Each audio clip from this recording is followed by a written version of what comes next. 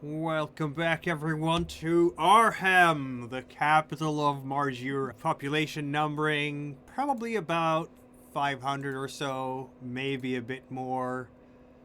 Except now, because now the convoy has arrived, and with the convoy comes a couple of thousand people. So it's a market day in Marjura. Everybody's here. Everybody wants a piece of the action, selling to the sailors and merchants and passengers who have spent a month at sea, including our PCs, our adventurers who are here on officially a mission to uncover lost civilizations somewhere on an archaeological dig. Unofficially, to find dirt on the nefarious Shagolite sect. We don't even know if it's a nefarious sect. We just know that it's politically inconvenient at the moment, at the highest levels of the Empire. So, I don't know how you're going to deal with that. This show is rated R for future horrors of unnameable kinds. Because I'm not going to spoil anything for these players. So far, I don't know, have you have anything R-rated so far?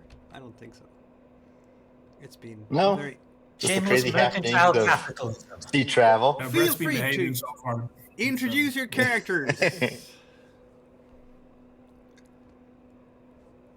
Introduce your characters. All right, Roger, you first. I'm Roger. I'm playing Kirov the Large, human merchant. All right, I'm Brett. Gazebo. Oh, God. Yeah. Brett, now you go first. No, okay. I'm Brett. I'm playing Wild Wolfbane, a wolfkin hunter. And only potential cannibal. Yeah. Yeah, it doesn't count as cannibalism if you just wear the pelts. If you don't really eat them, then it's not really. Yeah, that's still up in the air. Yeah. I'm Gazebo. I'm playing Halveld Clearmind, a scholar, but not always a gentleman. What? Not a gentleman? This is disappointing. Last time when we left off, you had just arrived to Arhem after a month at sea, where you questioned the local girl who was returning home, the young Parama ice druid. She isn't technically a druid yet. She's still learning the ropes.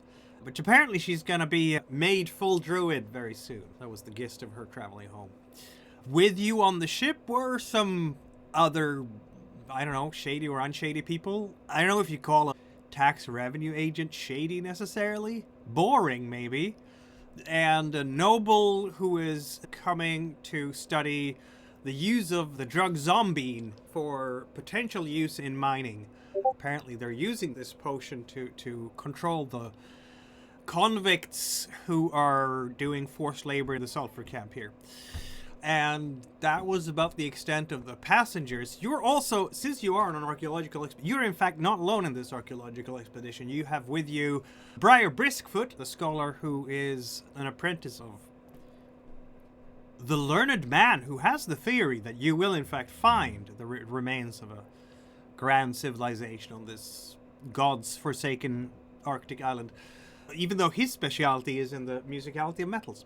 And Baldur Growler, the merchant who is apparently responsible for logistics, all the packing of things. You've tried to investigate one of his crates, and so far you found the handle of a shovel. That's as far as we got. I've wanted to make, because he is a greedy man, wanted to make some coin using, because you've transported 2 donkeys all the way to this Arctic island. I'm sure the donkeys are very happy to be out of the cargo compartment of that caravel, and as such, quite pleased to walk around in Arhem as much as possible before you put them inside a stable. They've seen enough of wooden walls for a while, so they're very pleased with Kirov's idea.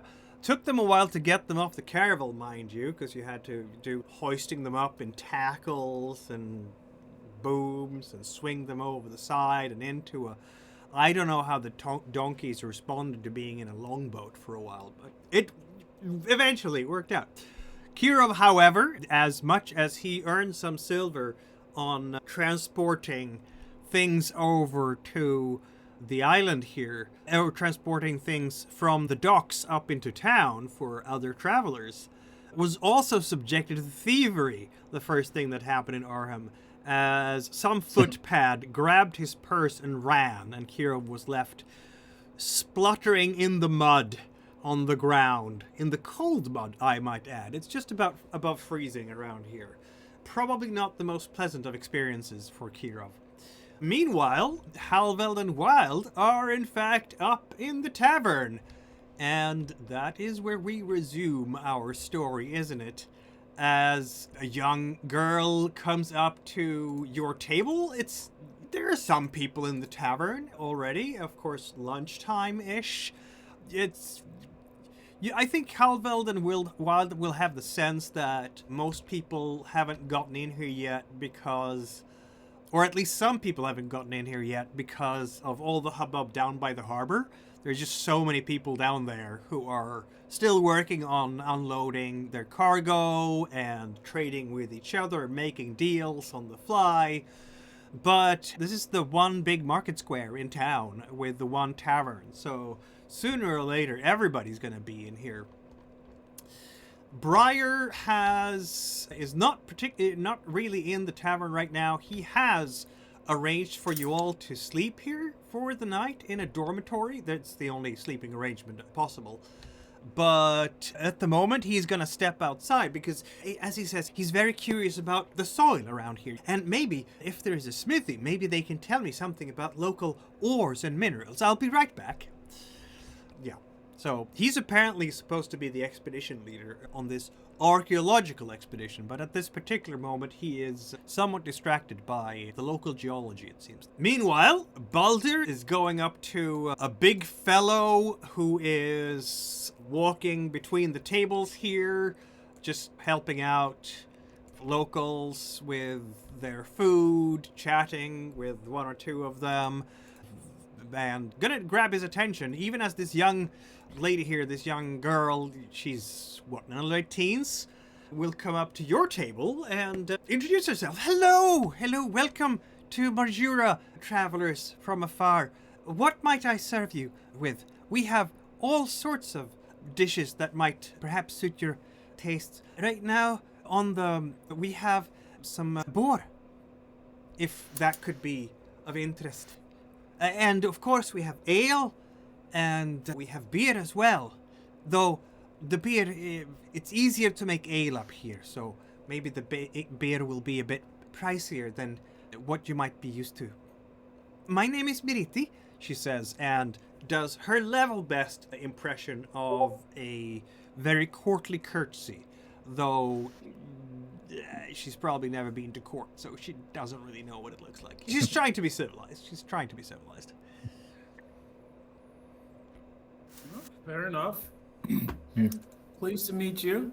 I'll have a bit of boar and some of the ale. Yeah, just nodded head in agreement. Yeah, me too.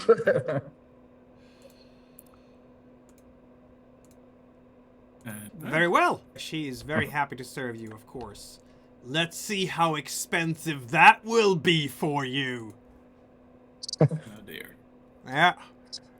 We want a good... It's not going to be it's a meal. How about... 3 silver decori. That's all. Per person? Of course. Okay, all right. Is that... How does the gold factor into silver? Like 10. Yeah. Okay. It's fairly simple. Metric system. Brilliant. Yes. Okay. As it should be. Because it was designed by Swedes. There you have it. Funny English money. Have you subscribed or should I? Yeah, I've just removed the 3 silver. Very good. Yeah. I'm such a trustworthy person, you don't even need to check. It's fine. I trust you implicitly, yes. The ultimate combination for character creation in this, if you want to live free, is to be an animist and take the skills cook food, clean room, and repair clothes. Yep. Because then everybody will just let you stay for free because you can just save them so much work, and it only costs you Yeah. willpower that you get back every time you sleep anyway. Yep. That's an interesting build. That's how you do it in this game. Yeah. All right. A jester is doing a somersault in front of you guys. Just jump. He's about 5 foot tall, very pale. He has, I don't know, his skin has some kind of. It seems so brittle that if you poked it with your finger, it would break and he would start bleeding. But even so, he's doing somersaults on the benches and then landing in front of you. Ha ha! He's clearly the Well, I was kind necromancer of who can act kill like he's him. not there. I'll be able to give him a sort of a polite clap if he does something somewhat. He's gonna take his jester hat off and just hold it out to you, expecting you to give him a copper or something. He'll give him 2 copper pieces. Do you have 2 copper pieces? You don't. It's a silver you have. I can see that. Oh, I was just thinking of just breaking it, but okay. You can. Eventually. I'm not yeah. going to be difficult. Oh, I'm sure. He's gonna- You have 8 copper back from a silver. Yeah, he's gonna bow very deeply and thank you, far saving Like tipping travelers. someone Thank 100 you bucks, kindly. asking for 90 back. And I'll say to him later on after the meal, perhaps you can join us. I'd be interested, or perhaps I want your evening. Is on. I'd be interested in. You must have picked up some interesting tales or stories yourself. Oh, he's gonna look at you very wide-eyed and I don't know. I have to work, and then he takes the coppers, puts it in the purse, and then he takes out his flute and starts playing his flute. Okay. All right. Okay. Fair enough. Was that more like a scared I don't want to talk or socially awkward I don't want to talk? Good question. Since you do not have the intuition heroic ability, you have no idea. Is there like a bar area or is it just tables? Like where we...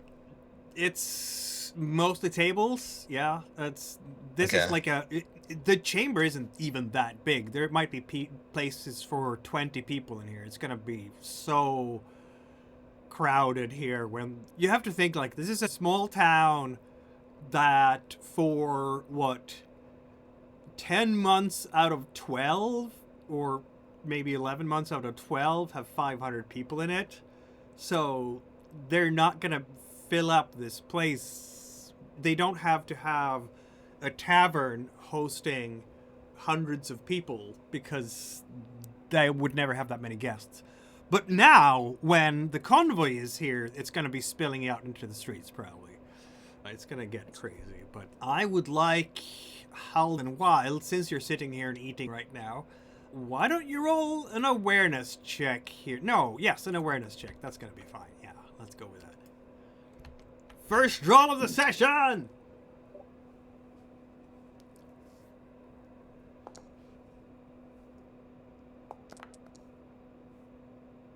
Wild, by the way, if you're not wearing your helmet indoors, you can feel free to uncheck the wearing the helmet button, because I don't think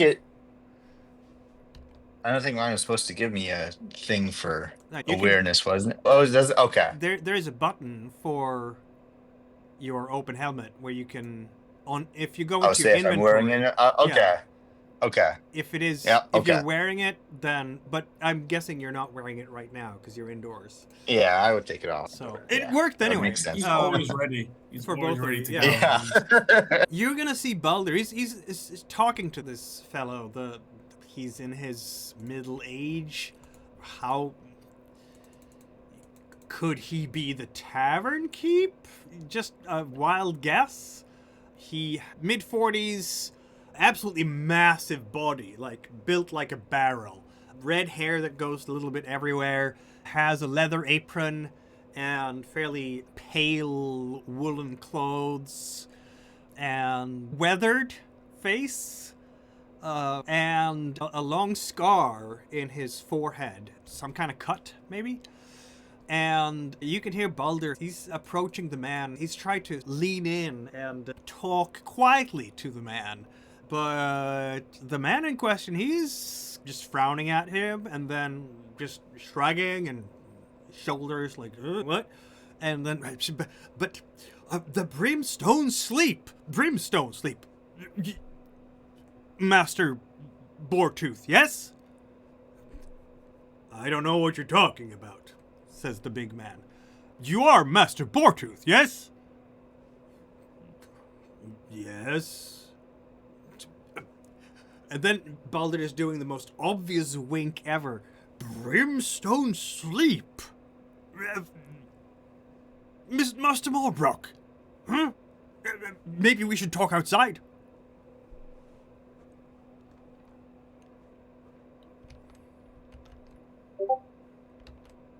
And does the man respond to that at all? He's sighing deeply and, okay, very well. So they are going outside to talk. I would sneak after them if I could. to You hear can that conversation. try. Let's go for a sneaking check. It has succeeded before, hasn't it? Is my sneaking? I don't know. But we'll try it now. Look at that. Hey, it succeeded this time. Yep. All right. Yeah, they're going out basically around the tavern to the backside where the stables and the outhouse and a whole bunch of storage capacity is. It's a muddy yard because springtime, and Baldur is standing there. Master Boretooth,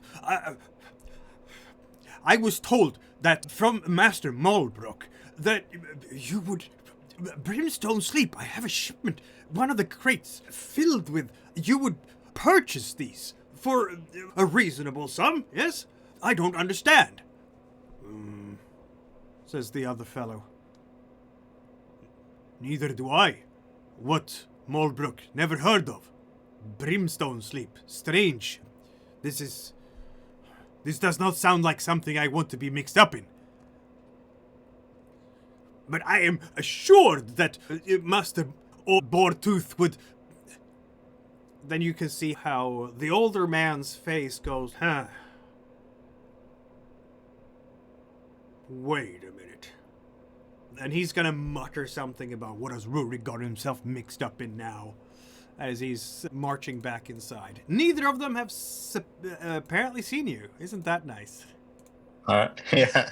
I'll sneak back inside too then before. What was the name that he gave? Rurik. Rurik. All right.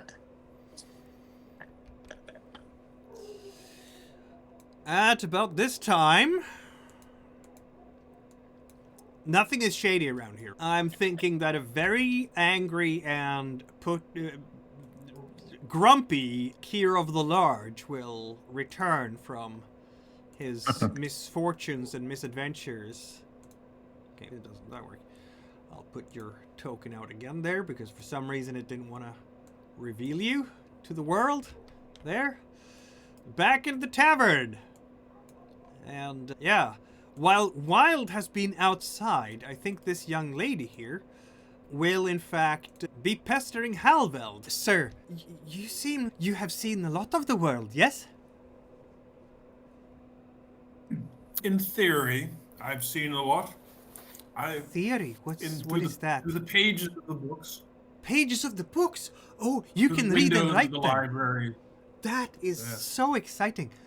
What I've heard that libraries are places with many books in them, like room full and shelves, like a room for books, kitchen is for food, or a storage room is for food. Indeed, I think that would be an apt comparison. Yes. Her eyes are like biggest saucers at this point. I've never seen so many books at once. What is it like? It is just the most wonderful feeling to know that you're surrounded by so much knowledge. And all you need to do is reach out and open a book, and a whole world will appear before you. Is that Really magic? wondrous. It is the best kind of magic. It's the minds from man to man, woman to woman. Oh. Oh, that sounds very special. I would like to try that one day. Oh, I'm sorry. My mother is calling. Yeah, there's a shout of Miriti from in the kitchen beyond the door. As a note, by the way, Wild, I'm sure Halville isn't particularly burdened by this, but before you actually get into the common room here, there's a small vestibule, like a foyer, where there's a bunch of shelves where you're supposed to put your weapons. Yeah. Okay. You have, in fact, a longsword. So, yeah, you're supposed to put that in the vestibule, because otherwise... A fashion statement, isn't it? It's not... There might be a Tricorian soldier or two in here, and they certainly did not wear their swords and spears in here. They put all their equipment in that anteroom, because, yeah, that is apparently the rule here. But yeah, Kirov, here you are. Even as, I guess you're coming into the room at about the same time as this gentleman here, and is the red-haired fellow is coming into the tavern as well, together with Baldur in tow, and you're all in the tavern now. Kirov looks obviously grumpy wild at all those. Oh, Mikhail, your green screen is glitching occasionally. It kind of looks like you're using a San Devistan in Cyberpunk Edge Runners. You just sort of glitch to the side occasionally. It's the Matrix. Don't take the red pill. What will Kirov do upon entering this place? Okay, how much money does Kirov actually have left since his purse got stolen? He doesn't have any money left because his purse got stolen. But luckily, he was not the one keeping the chest for your expedition, so... You only lost about, what was it, 11 silver or something like that? A dozen? Yeah. So basically now, Kirov has decided that this town, he has collectively lent this town 11 silver at 5% interest a week, and he will collect one way or another. Yes, that's what we want to hear. Sooner or later, that silver will be yours. By whatever means needed. Or, thievery is a thing punishable by law. Let's see now, we have Tricorian law. Where do I have that? I have it in a different... Here we go. I can give you all the details on Tricorian law. You can always report it to the city authorities. Murder or manslaughter depends on if you are doing it to a convict, lower class, or higher class person. Let's see now. Stealing. You have to repay the owner, basically. Possibly also lashes, depending on your own social standing. Yeah.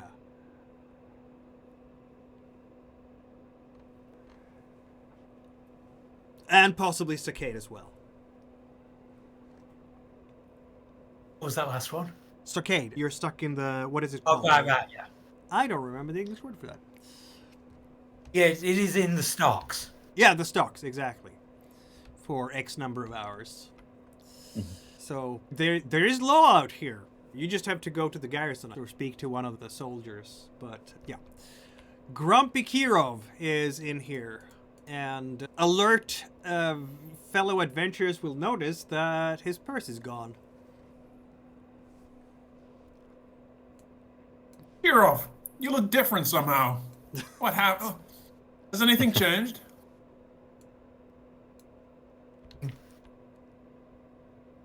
Yeah. Kirov will also look down at his now blood-stained coat. And we'll just say, town's debt to me has begun.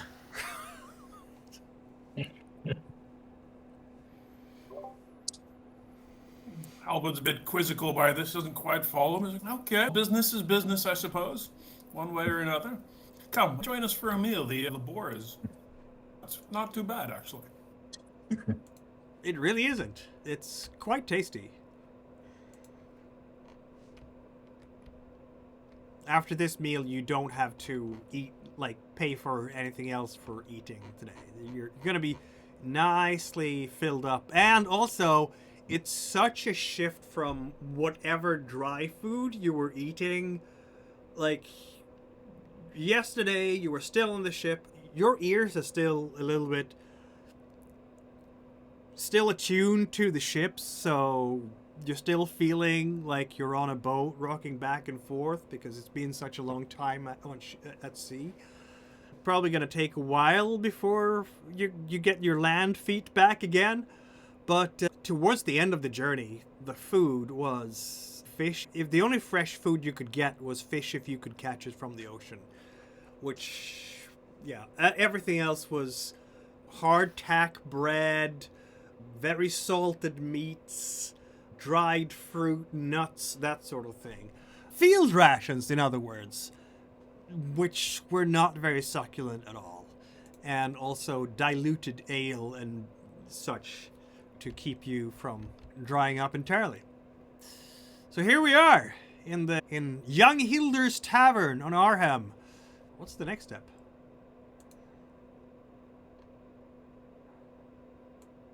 I'll spot Kirov his meals. I'll take off. That'll be another 3, or does Kirov count for 2 when he's eating? Isn't that a good question? Or can we say that he's such a good negotiator, it just counts as regular? It counts as regular, yes. He's eaten like a half a board just to himself and has negotiated it down.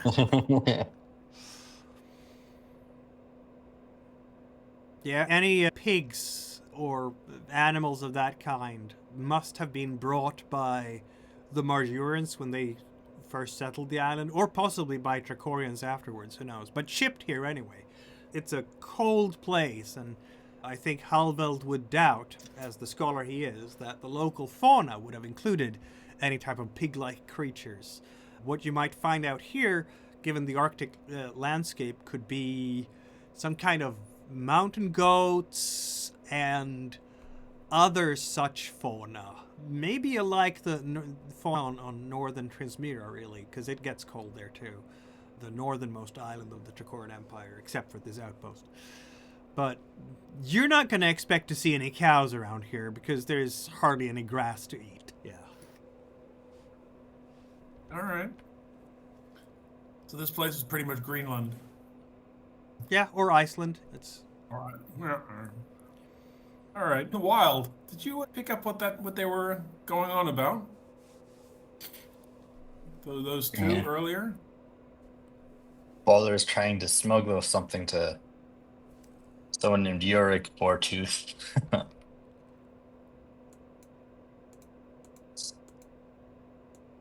He thought it was the innkeeper, but I think it's one of his sons. Or an associate or a relative of some kind. I mean, I knew we should have smuggled something. Everybody's doing it.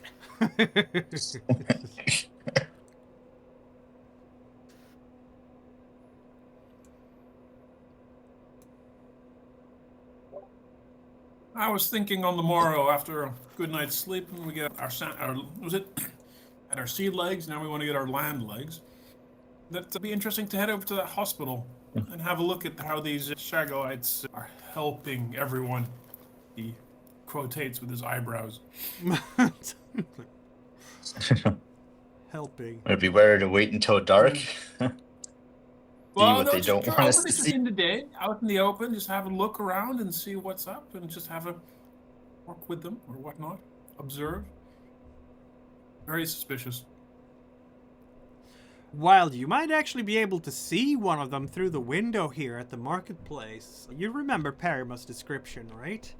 A man with long robes and a mask covering the face.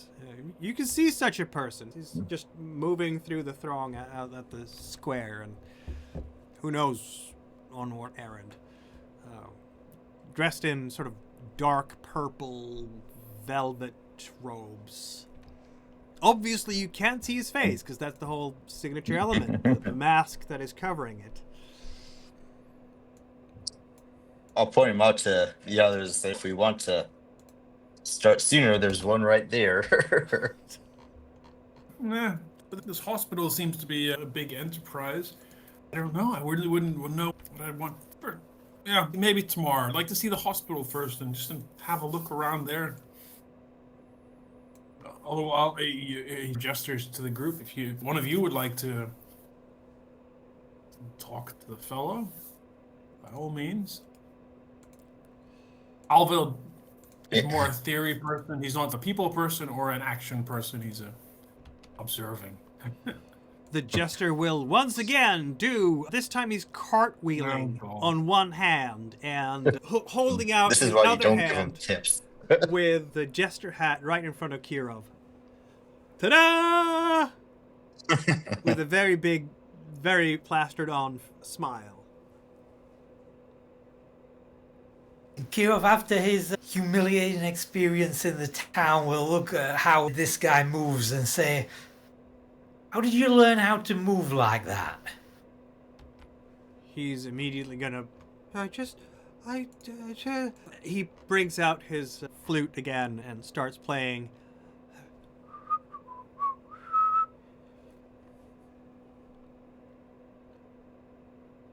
Yeah. So Kirov was Wild considering go getting just- Kirov was considering getting some lessons in how to move of this guy, but since we're apparently dealing with the social anxiety jester, there may not be a lot of hope in that. Maybe not the most, no. Yeah, he's... That's how he got here, actually. He used to be in the capital, but he was so anxious socially, he ended up on in Majora. Okay, but while we're Still thinking people about talk to him. what to do, one thing to do is to go to the hospital. What else is on our to-do list?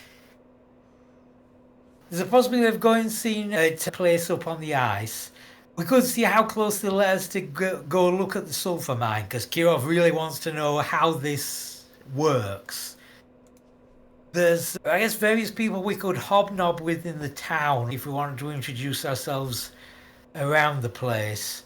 And did we get any clues about where to start looking for this civilization that we're actually supposed to be here, that we're officially here to look for? Nope. Alville has an idea, because the Shagalites, they were told by the soon-to-be Druid, hopefully, that was on the trip, that the Shagalites have established themselves in a tower that already existed. So it's a sort of, perhaps some sort of ancient ruin, or, yeah. So that might be considered an archaeological dig, which might give us an excuse to go and investigate that tower. Yeah, that's a 2-for-1 On the deal. map, it looked quite far away. Yeah, what are we Yeah, talking but about scale here? How far are things on this map? So you have a scale up on the left hand there. You would be...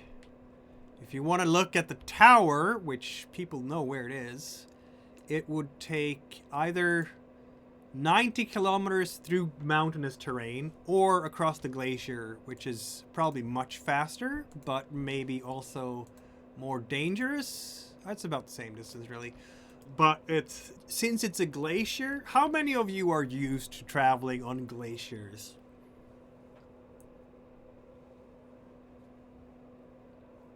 Zero. Apparently. I suppose I'd be as used to it as I would be going through mountains, so... You might be, yeah, you might be. Northern Transmira has a glacier or two, certainly lots of snow during the winter in the mountains there, even if it might not be, strictly speaking, this size of glacier, it's still going to be sizable enough.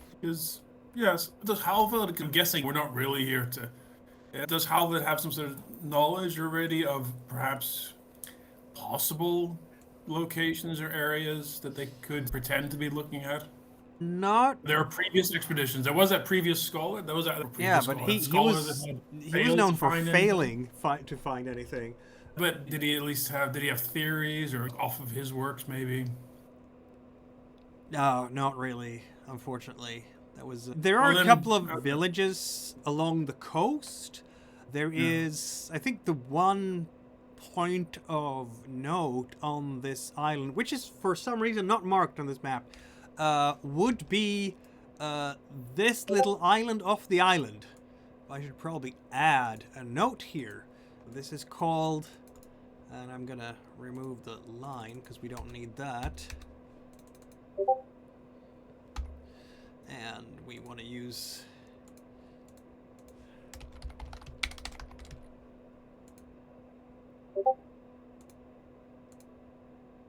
that's not the best. How about times? There we go. And it's That's quite a ways away. yeah, it's quite a ways away. It's known as Cluster Nova. It has maybe like a fishing village, but also 2 temples.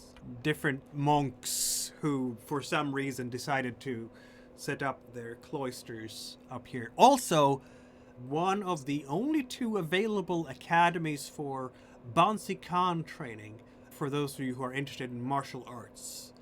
Yeah, it's a famous school of swordsmanship, or any type of martial arts, really, where you still your mind, you become immovable as the oak, and as robust as the oak, and as immovable as the stone at the bottom of the river.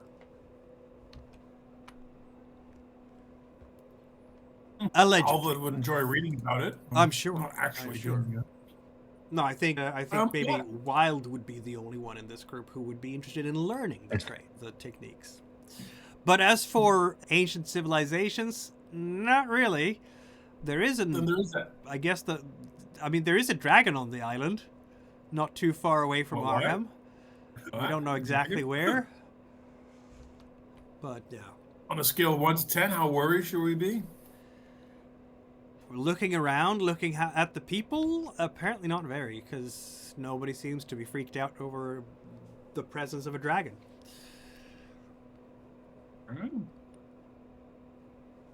Okay, but the tower is then maybe the only interesting sort of archaeological sort of place. Potentially. So that would be for us a very good excuse to go there. It's the Shagalite headquarters or whatever. Indeed. And where is Perima's Druid place on this map? She hasn't told you, has she? It's somewhere up on the glacier. Yeah. I don't know if she actually told you where, but she said it would take a couple of days to get there from Arhem. And that's as much as But if you want to visit that place,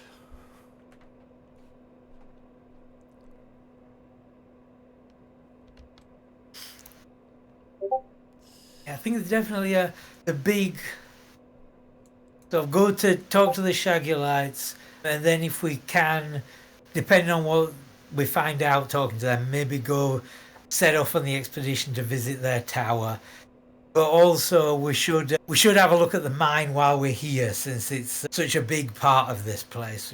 I don't know how close they'll let us get, or if you can just go on a tour of it.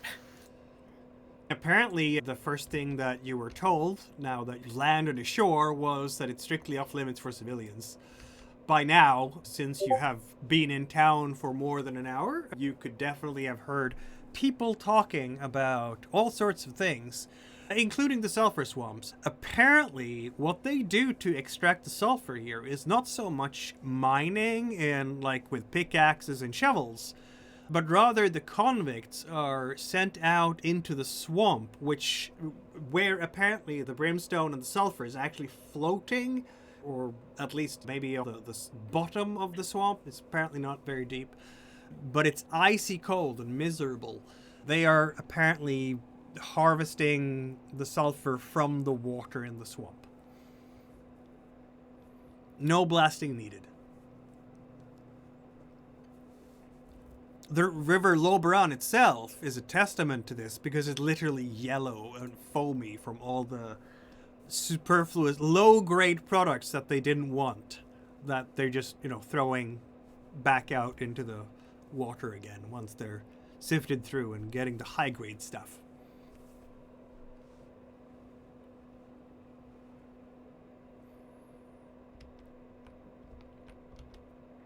So there's that.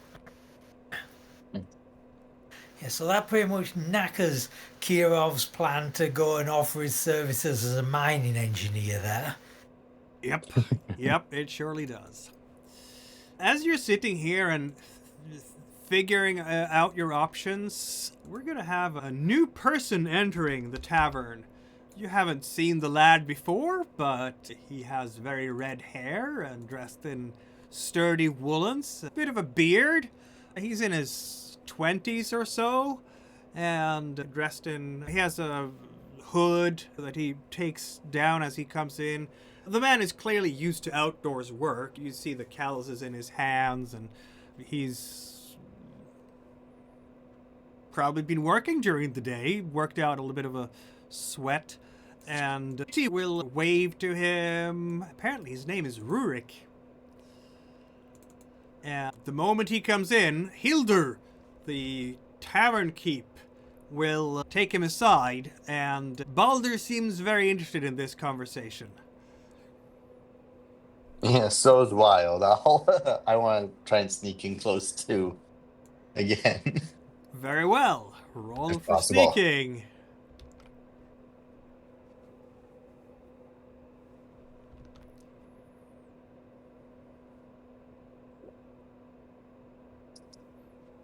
Gun.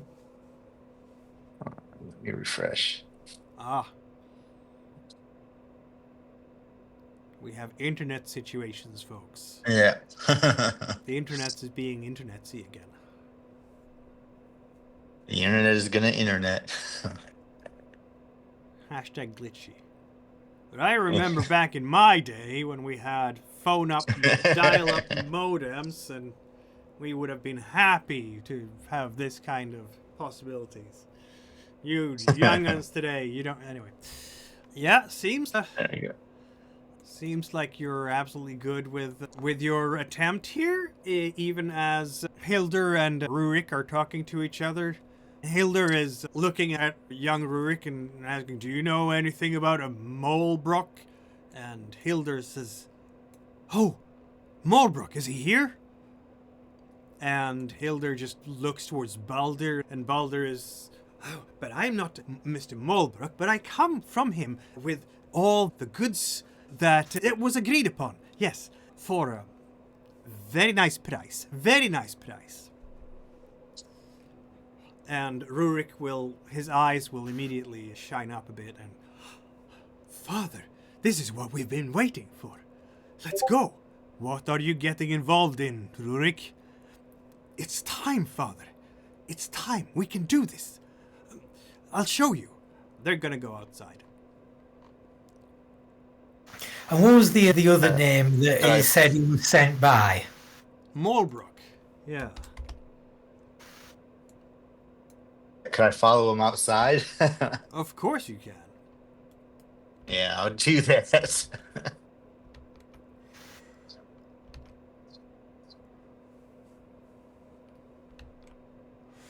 Did Baldur go with him, or did he stay inside? Oh, Baldur's definitely with them. They're gonna go Okay. to one of the expedition crates, very surprisingly, that has been transported here. And Baldur is looking around very carefully. Is it still at the docks, or are they... No, this is up at the backside of Okay. the tavern. Okay. Baldur apparently organized his own transport here with a cart or something. But it's definitely one of his crates. The one that was a shovel when you put your hand in. And he's gonna open up the crate, be a bit bothered by the fact that some of the nails are a bit loose. And Know how that happened? nobody knows how that happened. And then he's going to break open a couple of more, maybe half the lid or so, and then he's going to shove the shovel to the side and point into the contents further down in the crate. And young Rurik will, with very greedy eyes, look inside and take out a sword. A very shiny sword.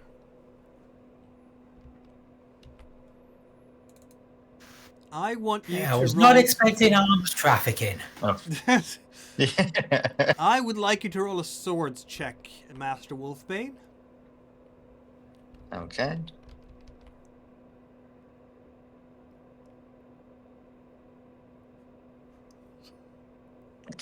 to refresh again. What the heck is going on?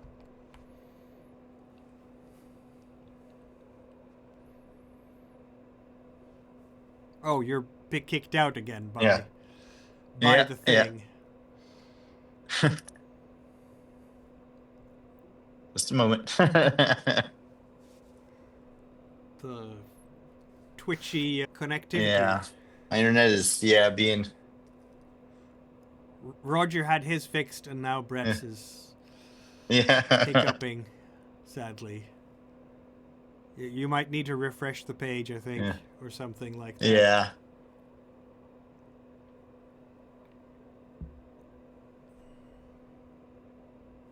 There we go. Now you're back Yep. in. Yeah. Ooh, nope.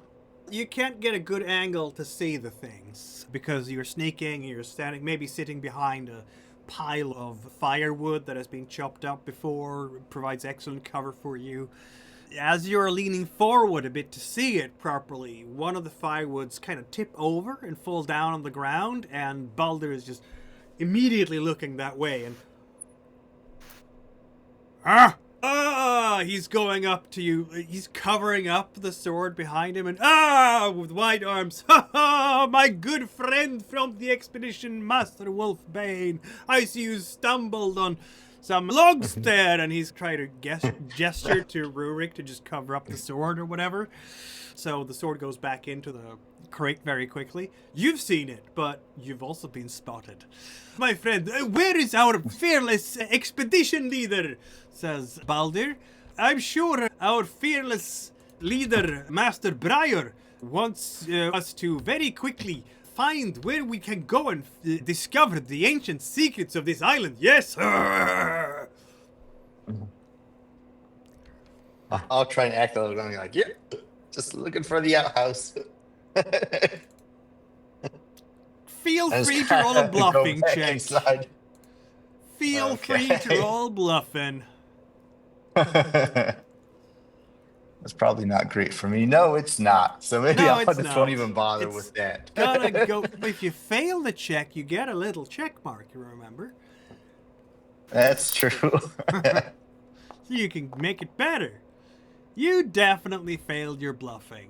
Yeah. If Baldur notices this, he does not seem to let on. Yes, of course, nature calls. Even the wildest wolf, yes.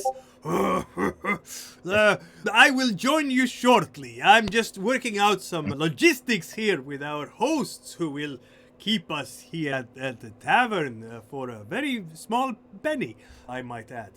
Yes. Join us shortly. I'll just go back inside. Excellent. Yes, Master Wolfbane. So was Hildur the father there as well, or was there? How did he look to react to this sword? Not too pleased, maybe? A deep frown. A deep frown. That was all you got. Well. So they're all staying out there as I go back inside. Yep. All right. Is he still inside? Oh yeah, Can I see she's her? running between Okay. various tables since the time is getting on. The afternoon it's mid-afternoon by now, and more people are coming into the tavern. It's probably going to be very crowded by nightfall. I'll just go up to her. Miss, the bearded man. Who was that who just came in? Oh, that's just Rurik, my brother.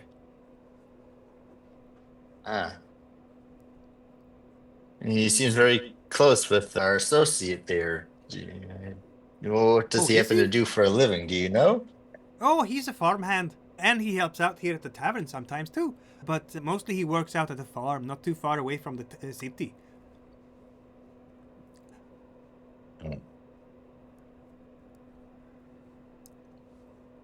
Oh, thank you. I'll just go back to the others and tell them what I saw. Apparently, there's an arms deal going on outside. Does there seem anything special about the sword or the weapons? I didn't get a good look at it. but I can't imagine there being a good reason why you would want to secretly smuggle weaponry. No. Yeah. Okay. Interesting. Have they all Maybe, come back inside now? Not yet. They will eventually, probably, but for Because now. pretty they're much as still- soon as they do, we can just go and have a look at the sword and hopefully not be seen doing it. That's fair. It's going to take a little while, and as you're waiting for this to happen, someone you haven't seen for a few hours will in fact finally join you. Your fearless expedition leader, Briar himself. Yes, he's finally in the tavern. He's coming in, has his cloak and shakes off the mud from his shoes a little bit, looks around, and sees you guys, and he will be going up to your group here, sitting down. This is, I have to say, a remarkably interesting place. Did you know that they used to have a mercury mine here?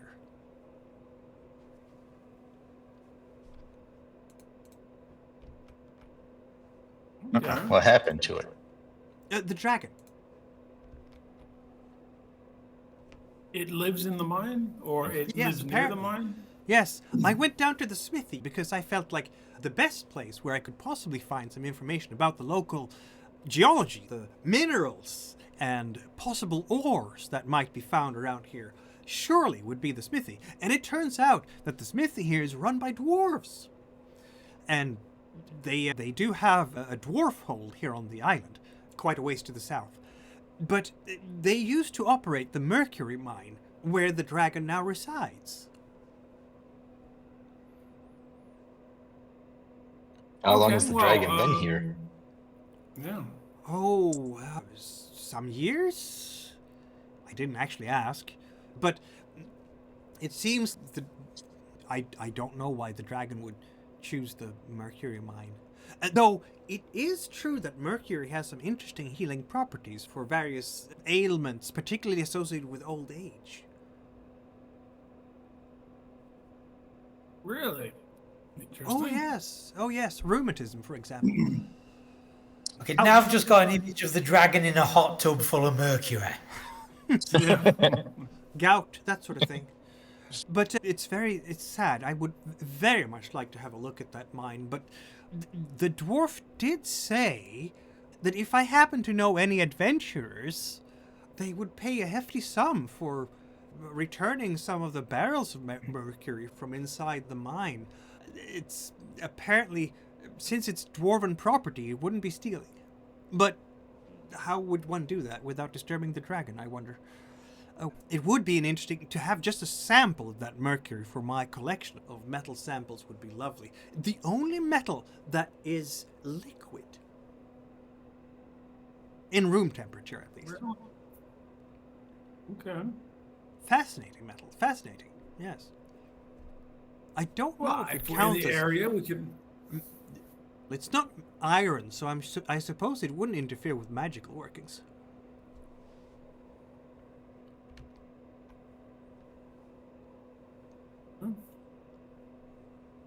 I suppose if we're ever in the area of the mine, then maybe we could have a look. Master Gwelmin also mentioned that apparently the dwarves were the ones who built the Iron Tower. Oh, bugger. Okay, I was hoping it'd be a bit more mysterious than that. Okay. Why are they... Yeah. I was like, we're going off to the mystery of the tower. No, it was made by Yeah, it was yours. Fred made it. Yeah. Oh, Fred made it. Okay, yeah. Our research Okay. is done. Yeah, exactly. All right. Let me start writing the paper on my thesis on that. Let's see. Of course, I'm happy to help you. Okay. We could... Why do the dwarves no longer... They built this tower in this area. And why did they vacate it? I have no idea. I didn't ask about that.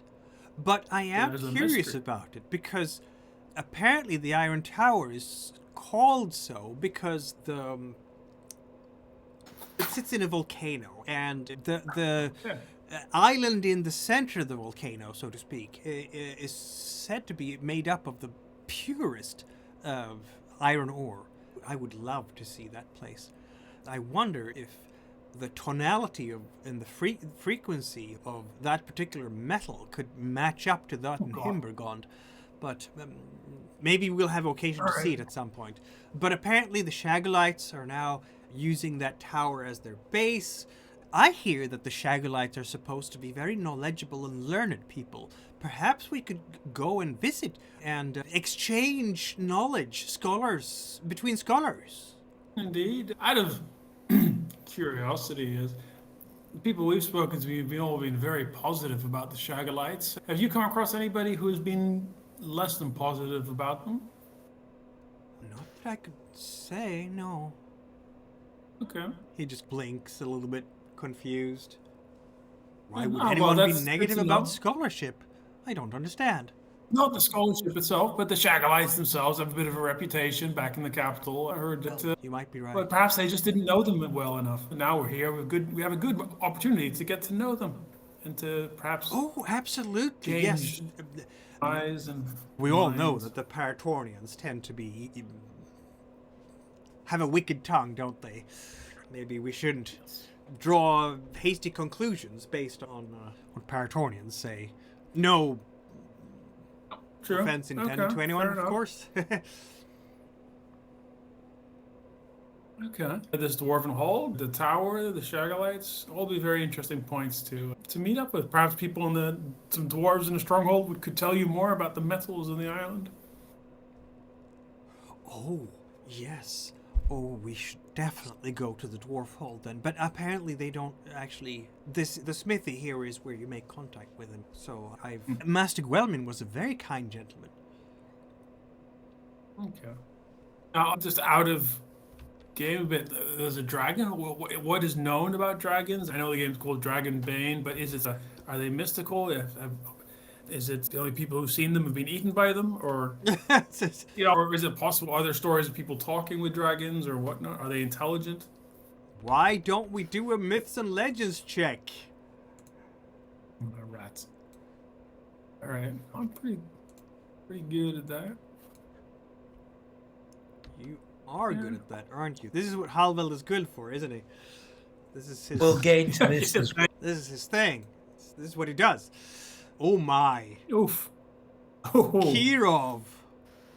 It's because you're angry right now. You just can't think straight. Okay? That's you, yeah. Kirov, what outlandish tales have you heard about the dragons? I'm dying to hear now.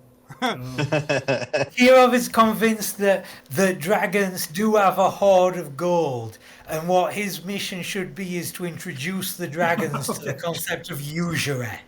As soon as they said dragons, Kirov's eyes just been like this. Gold. All right. Halveld is the only one who has heard about the ancient battles from like 1,000 years ago or Oh, wow. more Okay. between the dragon emperors and the demon lords. It was a desperate fight, and the dragon emperors prevailed, and they were the heart of the empire of yore until their reign was ended by a conflux. And conflux is like a, shall we say, a magical, like the stars are right moment, but it's not just a time, it's also a place. And it marks paradigm shifts in reality, essentially. So apparently that particular conflux ended the empire. So that's why there's still remains of the empire today. You speak the language, like the common tongue that you speak, which is called Yori, is a remnant of the Yorpangian Empire. And now the Tricorian Empire is, of course, like on the far edges of what used to be that empire. I guess that the parallel is that would have been the Roman Empire, and the Tricorian Islands would be like the British Isles.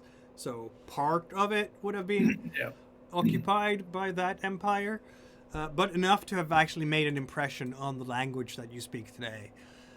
So it's like far away on the continent, far away. But yeah, the Dragon Emperor, they would be like dragon riders and fight off hordes of demons.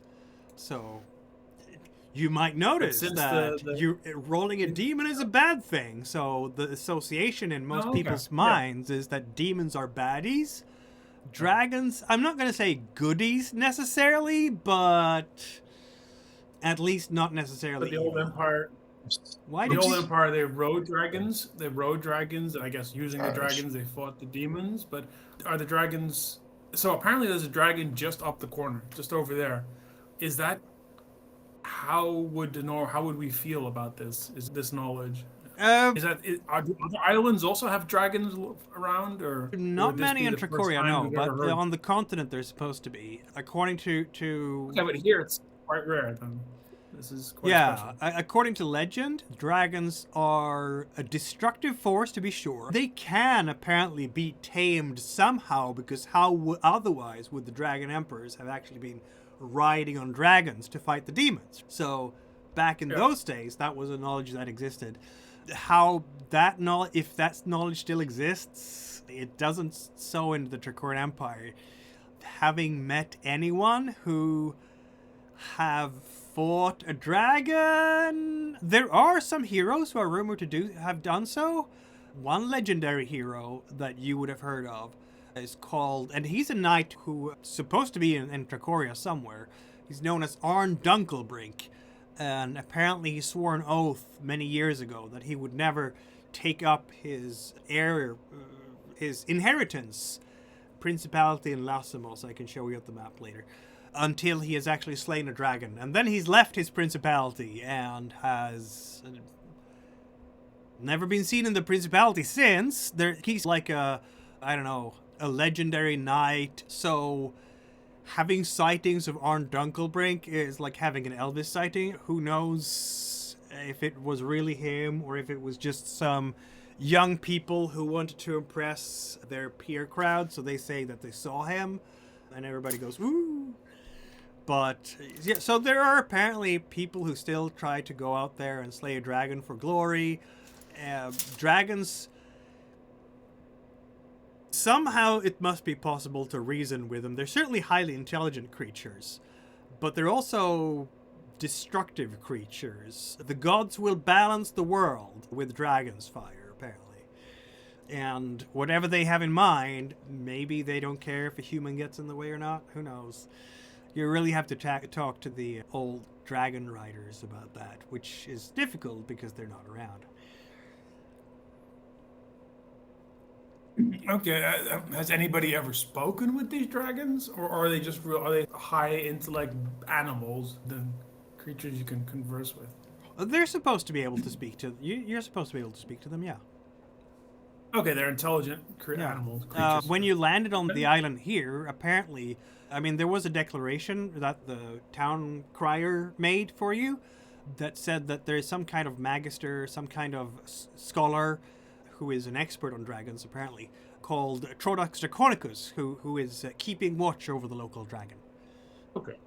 Maybe he knows more. Maybe he can speak to the dragon. Who knows? Yeah, we can use him as a diversion while we steal the barrels. Exactly. Good plan. Okay, all right, it's good to know. Evening Okay. is coming, and more people are getting into this tavern as they have done their various things here. Definitely a dwarf is coming in. Briar will immediately tell you that is Master Gwelman, the dwarf from the smithy.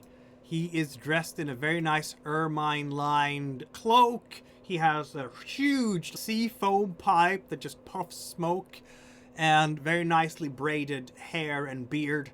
And he's gonna be playing smickleboard over in a corner together with some of the other locals. There will be some soldiers coming in. They're apparently off duty and wants to have a bit of ale to drink. Some locals, apparently. You know what the locals look like. Why did I remove the locals? I had them there, sadly. Here we go. A couple of patrons. Some very rough-looking people will be coming in. They're dressed in leathers. They smell sulfur even more than normal around here, and with them comes an absolutely huge person. We're talking like at least 3 meters tall. He has trouble fitting in through the door, and he smells as horrible as the others, and he looks like he fell out of the ugly tree and hit every branch all the way down. His face is literally like it's been pasted together by several different people and just glued into one big messy shape. He has a red scarf around his neck and abnormally long arms that go almost all the way down to the floor. Yes, that is an ogre.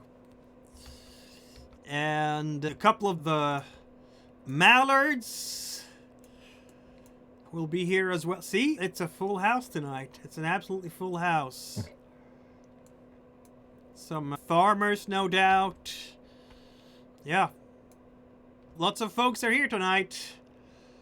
It's a party, isn't it? The noise from people talking over each other and ordering. Poor Merity's just running her legs off tonight. It's an intense evening. And Rurik and Hildur are here as well. And Baldur will finally join you all and sit down. How has everything been going? I'm sure it's all good, yes? Where are we going to do expedition? We were waiting Get for all your business input, sorted out.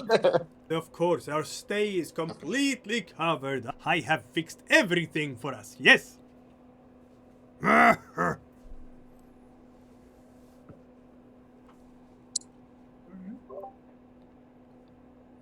Good to hear. Kirov, hang on, did we already agree who was going to go and have a look-see in the crates? Or who would like to? I guess I have the best, or I have a 14 sneaking, so I might have the best chance.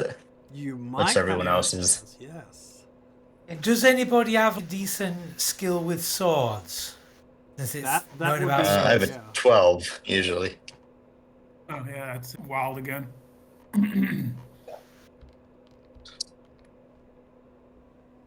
All right, should I sneak off and try and find the crates again then? Feel free. Roll a sneak check.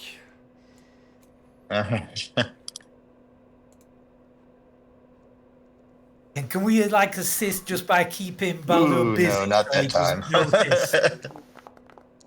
Why do you have a disadvantage? Because he's wearing a studded Oh, leather. my armor. Yeah. Oh, you're wearing Okay. like heavy armor or something. No, he's wearing studded leather. Baldur will, as you're trying to get out there, he's going to apparently make sure that you're not doing anything silly and sad and bad. You're going out there, you're getting to the crates, and then you will hear, "Oh, Master Wolfbane, everything is in order. No need to check her. Let me buy you another ale, shall I? We need to celebrate that we have arrived safe and sound." He's going to just pat you on the belly really hard. Smack. "You need a little bit more of boar in you, huh?" If Baldur leaves after, are they already outside Oh, yeah, absolutely. when this happened? Okay, I suppose, Kira, once we see Baldur run after Wild, should we follow suit and just simply make this man tell us what's going on? Yeah, that's what I was thinking. We'll be just like friendly and non-threatening about it and say, just be curious. We know you're doing some business here. We just want to know what it is. So, yeah. Okay. You don't want That anything- How do I sounds to put me- my helmet back on? Uh, Because I'm gonna feel like that might be relevant soon. You're putting your helmet on. You don't have to have a new Yeah. helmet on. You can just put the helmet that you have Yeah. in your inventory on, as it were. Oh, okay. Yeah, there's a little check mark for that.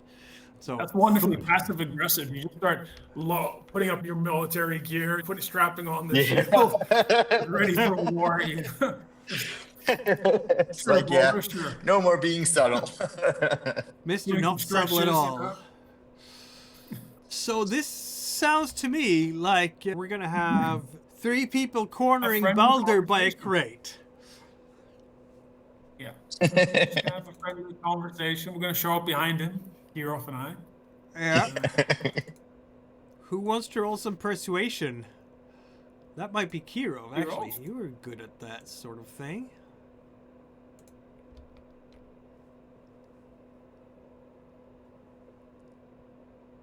Yeah. And it's not affected by being angry because it's charisma based. Because so, it's yeah, charisma based, yeah. Oh, angry is intelligence. Oh, yeah. Oh, because you have your fine clothes.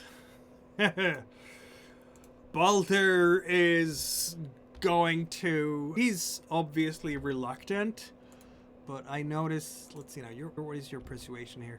Yeah, he's... You can't blame a fellow for making a little bit extra on the side. Since we were happening to go to Arhem anyway on account of the expedition, yes, I simply added a little bit of extra task to my own poor self. And he's gonna kind of finger his enormous belly a little bit with his fingers. Simply on my own responsibility. No need for you to worry. It's a simple, shall we say, almost messenger service or delivery service. Yes, that's what it is. Distribution, as it were, to a local who craved certain goods. But it is all sorted out, I'm sure, very soon. And we can resume our expedition in the morning, no problems at all. What are you selling? Oh, yeah. Come on, show us the goodies. He's going to try to say, oh, just local farming equipment, yes. Which is obviously a lie.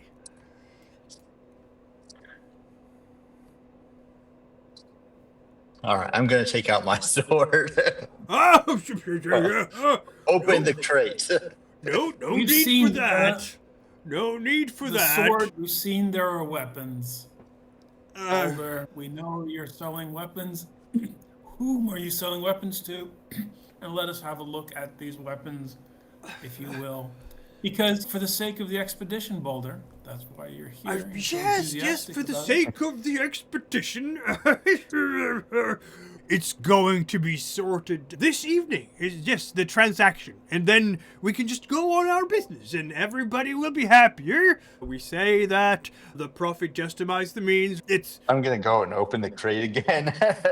yeah... While he's talking.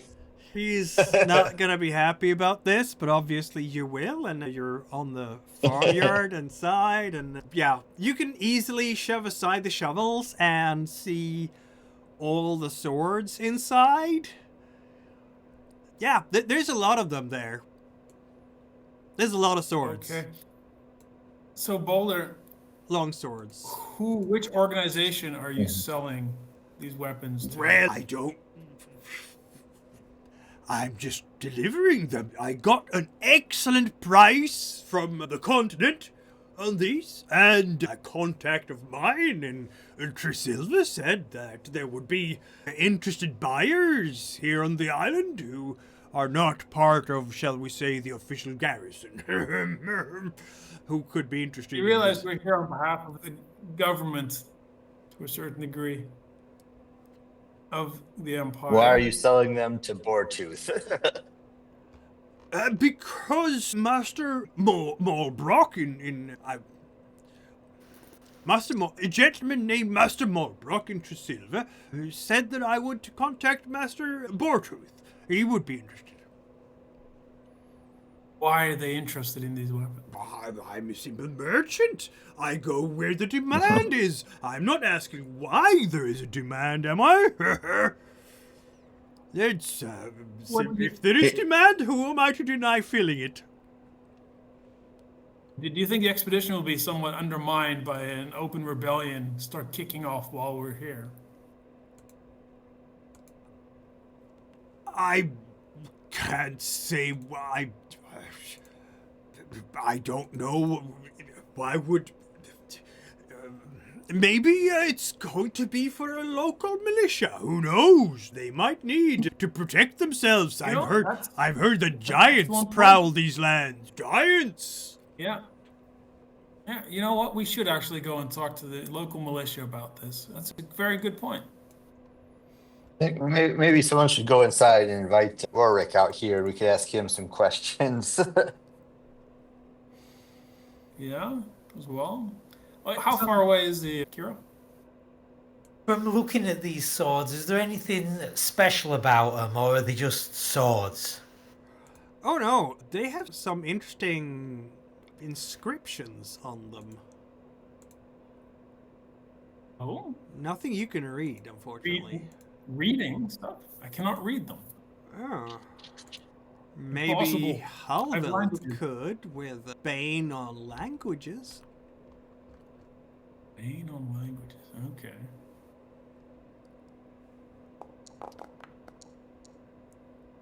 Unfortunately not. Um, But I'm going to push the roll. I'm going to push it. Hang on. okay, Hang on. We're not there yet. we're not there yet. Let's go push. He becomes disheartened. Ah. I passed the roll. Yes, he's a sad boy now, Halveld. Yeah. He died. Baldur has been lying to us the whole time. Yeah, these Hurts. are very old blades. Because this language is not spoken anywhere anymore. This is the dead tongue of Ithilgrom.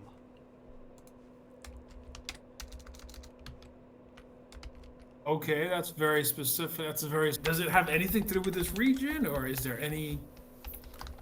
Not as far as... And are they usable? I ask Wild. Are these very fully functional weapons despite their age? It reads Could I pick one something up and just about... kind of test it? It reads something about Vautama. You're not sure. Maybe that's the name of the blacksmith? They're all Valtama. They're all okay. And it's only swords, just swords here. There's no armor or anything. It's No just armor. Weapons. The swords the look swords like is they're fine. almost made out of some kind of bronze, perhaps? You can't really identify the alloy very well. We do know someone who loves metals, so that. You should be do said. know someone who loves metals. This is true, yes. He's gonna love this. I'm gonna say that you can Um, also roll a Myths and Legends check now that you've managed to read this stuff. But I will give you a Bane on that too, because this is a bit of a niche knowledge. All right, I love rolling my myths and my M&Ls. M&Ls. Okay, I'm gonna. Hang on, I cannot fail them. So I am going to become. What am I going to become? I am going to become scared. That might Scared and disheartened now? No. Yes, Reason. you are scared and Yeah, disheartened good right reason. now. Yeah. What is this? I don't know. How is These this are possible? not regular swords. Where did you find these things? These I'll try. they're very ancient, but Ooh, yeah. and that they are not Whoa. regular swords. Yeah, they're really special. But you don't know why you should be scared of them. You're just scared of them. Like if you are touching a sword right now, you're gonna just throw it back into the crate. Nobody should touch these things. All right. Okay. We'll go in and get our fellow that knows metals, and also was it the son? What was the son's name again? The fellow, Rurik. the young man. Rurik, Yeah, Rurik, yeah. bring the smithy as well, since he knows metals as well. Possibly in a much more practical way.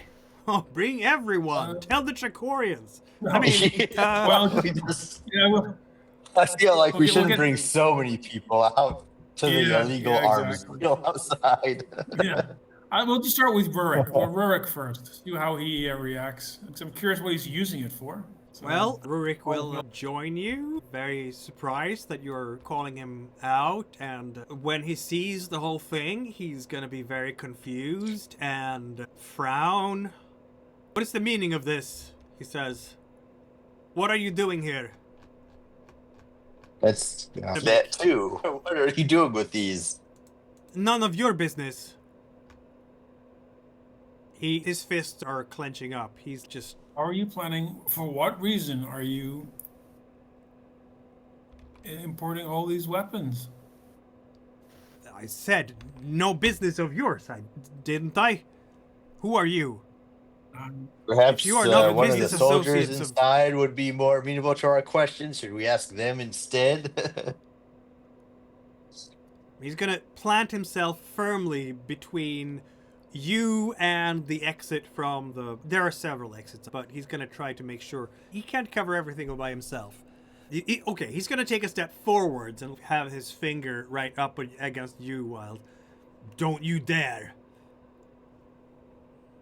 He's ready to punch you. Just tell us what we want, and I'll get back up in his face. We What just is- want to know what's going on. Why are you putting your snout where it doesn't belong, Wolfman? Because I Yeah, just found Kimo- out that someone who's supposed to be my friend is apparently selling you arms. Kirov will try and Right. de-escalate this, and will say, "Have no problem with business. We just want to know what kind of business we're getting into."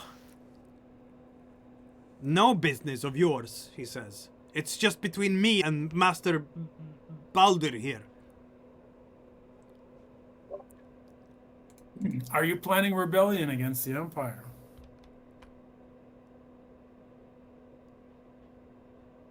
He's just like blinking at you and just like his mouth is just opening and shutting. So what if I am?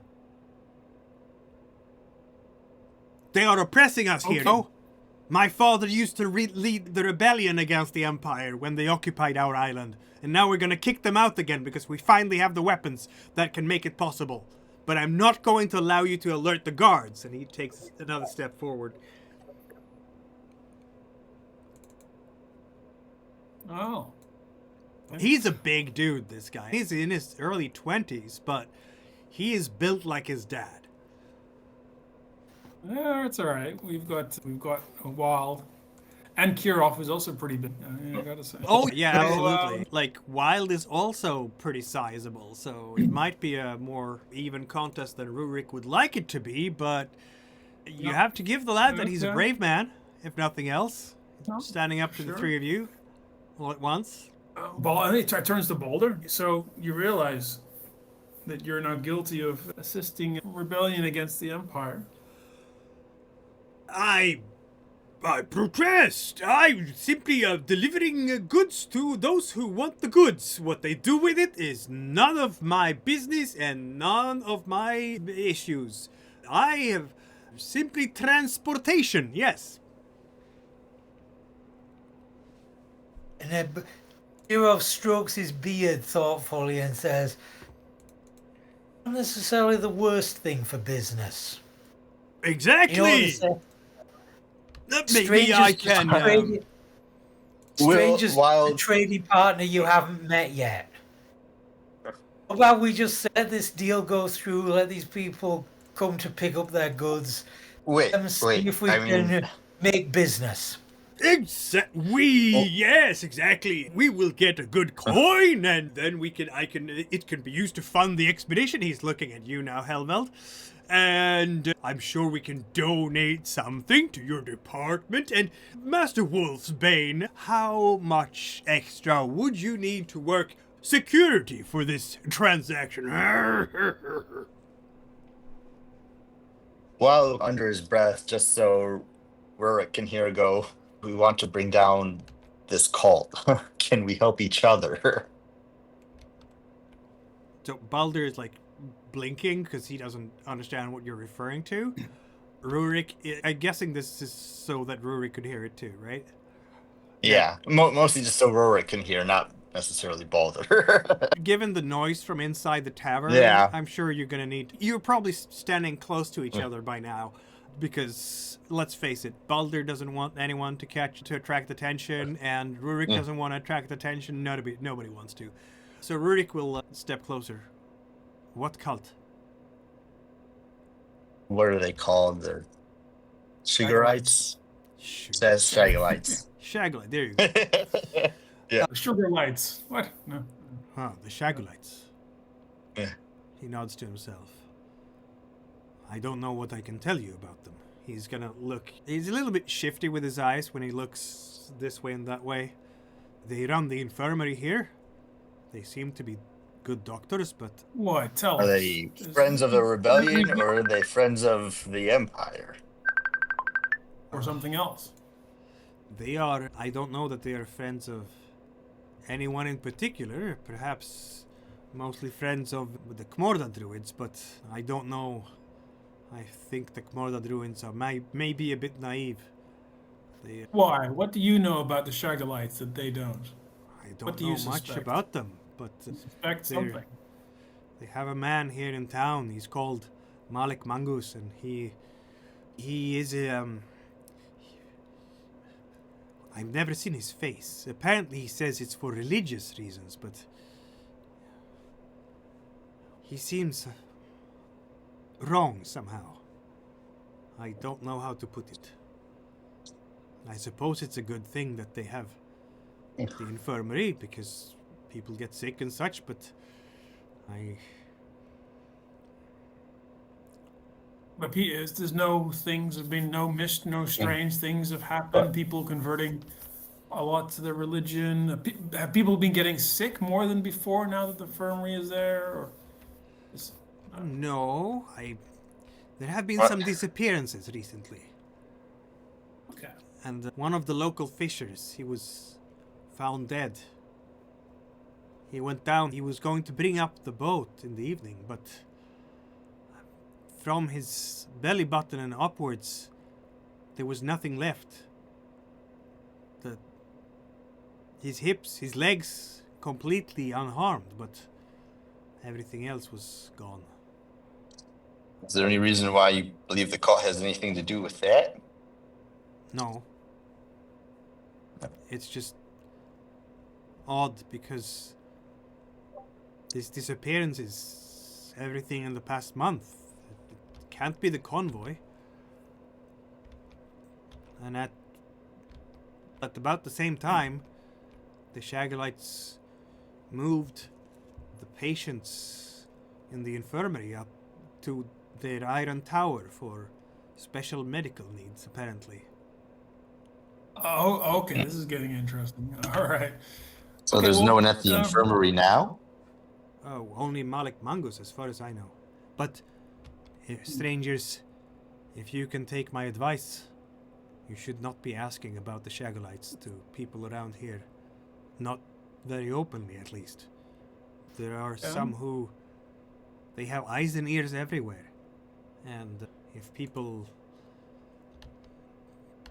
say bad things about them, maybe they get lost on the glacier or in the wilds or something. All right. That's some of You the don't rumors, worry at about least. that? Okay. Rurik, you've been so truthful with us. He turns to the other two, Kirov and Wolf. Wild, I'm sorry. And it would be fair of us to tell us the true reason why we are here. The Empire has worried about this cult, has sent us to investigate it to see if it's a threat of any kind to the peoples in the Empire, also here. Would it be fair, perhaps, that you receive your shipment but do nothing with it, and until after we finish our investigation? Because it would be also for your benefit if we find out that the Shagalites are behind this. You think the Before you Shagalites take are any conspiring action. with the Empire? Says Rurik. No, the Empire is worried about the Shagalites because they think the Shagalites has something wrong with them. But- So we are sent here to investigate the Shagalites. But then maybe the Shagalites could be an ally against the Empire. Why would you want to work for the Empire? Rurik looks very skeptical at you now, and he has a deep frown. Because who is more... It seems to me that the Shagalites are the more dangerous than the Empire. If you were to throw off the shackles of the Empire, Yes. how long do you think you would be able to have control until the Shagalites took over?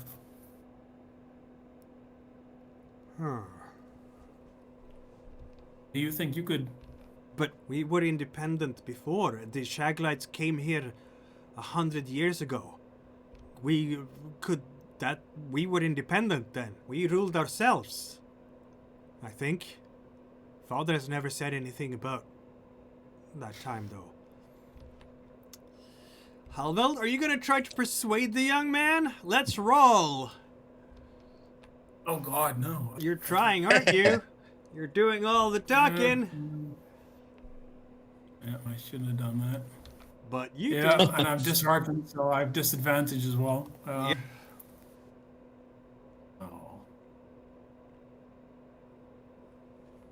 I do have fine garments, but I don't think that'll work with this man. No, it won't work with this man. He doesn't care. So close. If the other one had been a 3 as well. Although I could try and push it again. You Why could. not? I'll push it I'll get exhausted. That makes sense. That he'll be exhausted by the That time makes this happens. sense. Yeah, that Yeah, could then work. when we Yeah, go okay. back into the inn, in the state you're in, everybody's going to wonder what we just did to you. Halveld is just breathing deeply. Wild will give it a try. I'll go, look, if you're worried that the disappearance is because of the cult, clearly they're no friends of yours either. I'm not particularly concerned about the Empire's business here. If you help us get rid of the cult, then if you ever need anything from us, we can help you in your cause.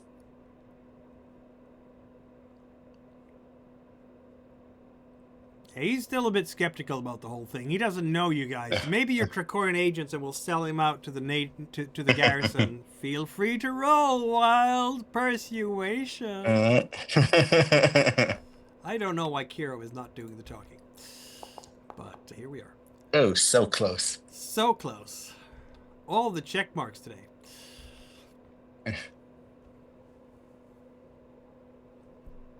Yeah, I guess I can try. You only get a check mark if you get a something, dragon, just- right? Yeah. Yeah. I can try something that just to try and persuade him to. Yeah, you'll need time to train with your new weapons anyway. Just give us a chance to find out what's going on with the Shagulites before you kick everything off, and then we can decide what the best course of action is. All right, Kirov. Fine garments don't count here. No, not for this young man. That's a nice check. That's what we were looking for, isn't it? I will wait.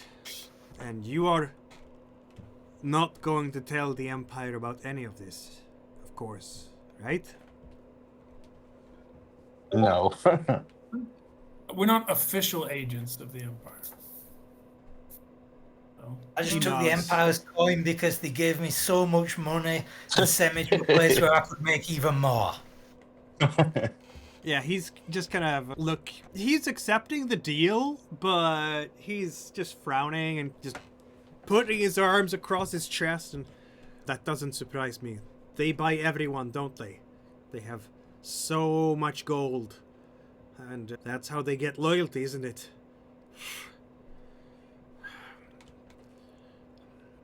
But when's this I deal don't happening? fight. He's gonna be like, I don't fight for gold. I fight for honor and glory, and he looks very proud of himself.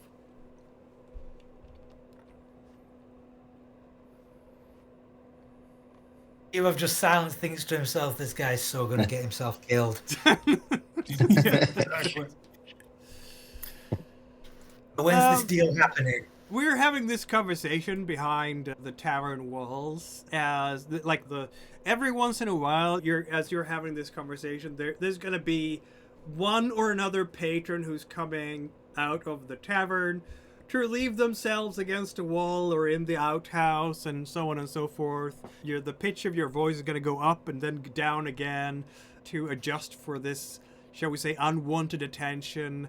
In front of the tavern, like, people have rigged makeshift tables of all sorts, and there are plenty of small fires now outside the tavern as well to keep people warm as the sun is slowly but surely coming down.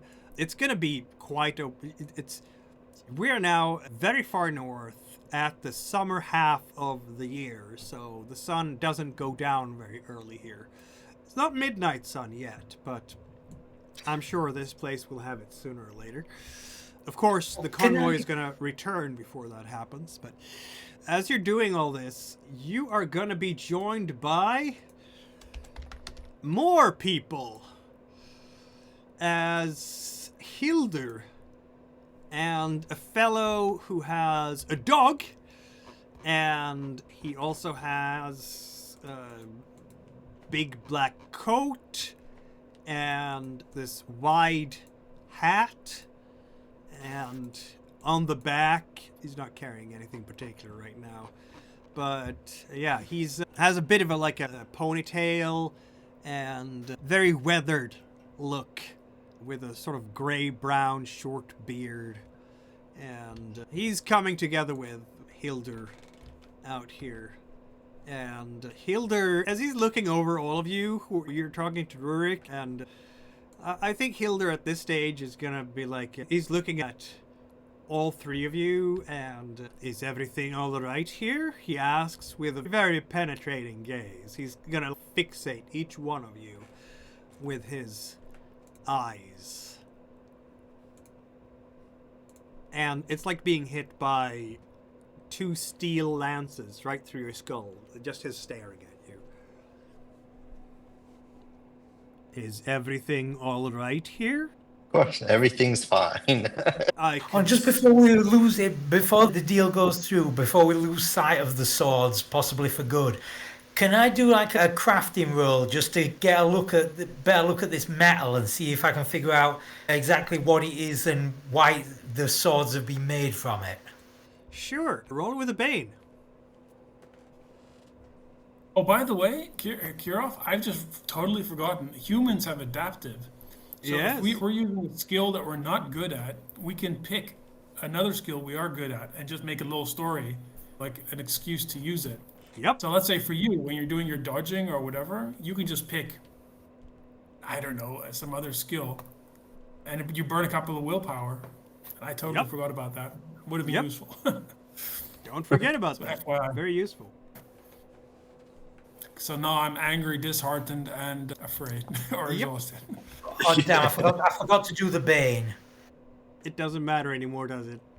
Because it Well, failed. you could get a demon, and that would get a skill increase. That's fair. That's fair. And go for broke. I guess, yeah, I do want to try and push this just to get the information if I still can. But if I'm supposed to be rolling with a bane, shall I roll? Yeah, if I say sick, if I'm going to go with sickly, and yeah, because he's just been stood out in the cold for too long in his muddy coat, I'll push it and I'll roll another die, and that take the higher one. Yeah. Yeah, that makes sense. Look at that.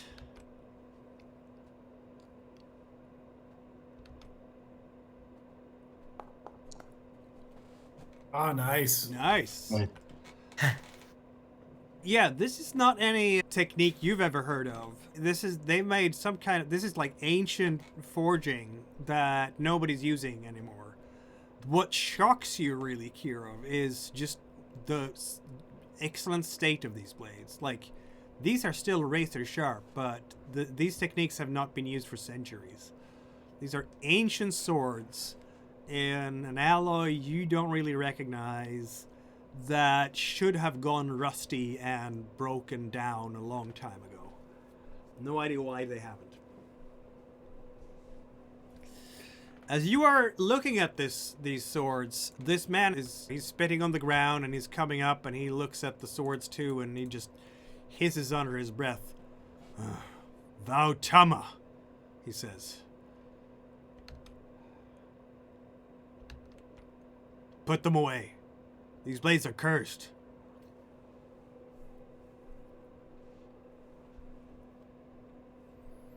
What do you mean cursed?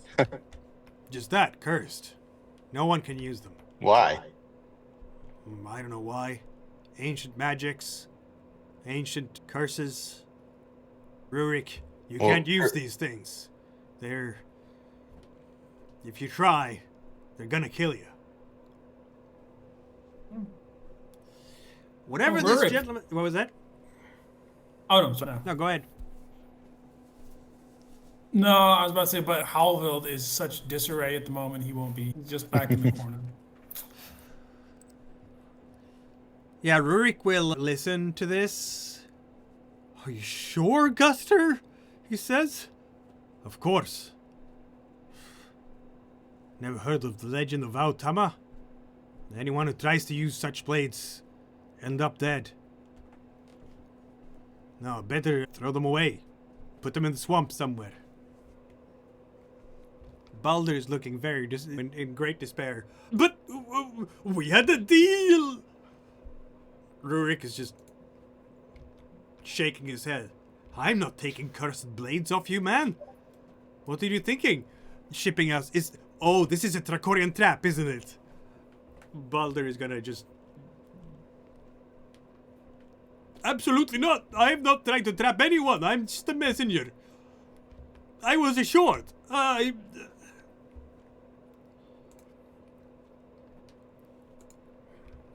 And Well, then this seems Kirov like is it's just going to between you shrug two, and so- say, you go ahead. I was gonna say, this seems like it's between you two now, so we'll just go.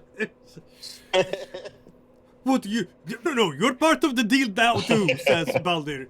Hildur will look at all of you and just say, whatever the case might be, you brought the things here. You get rid of them before the Trakorian guards come here. And Rurik, you don't even think about anything silly like rebellion. You know nothing of war, young boy. Listen, it's too much traffic in the streets now. But once the tavern empties out tonight, Guster can help you transport this crate away from town and away from my tavern. Do you hear? I don't care where you go with it. Just out of Arhem.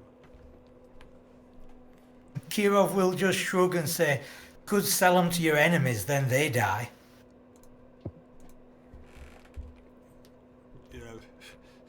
Hildur will scoff, you are free to try, but if you do something like that and they ask you where it comes from, and then you start talking and selling out my son for no good reason, no, we don't want any trouble here.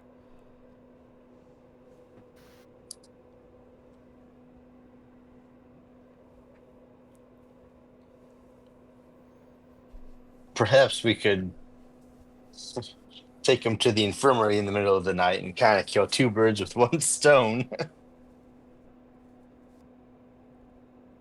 We get to check that place out, and all the weapons are with them.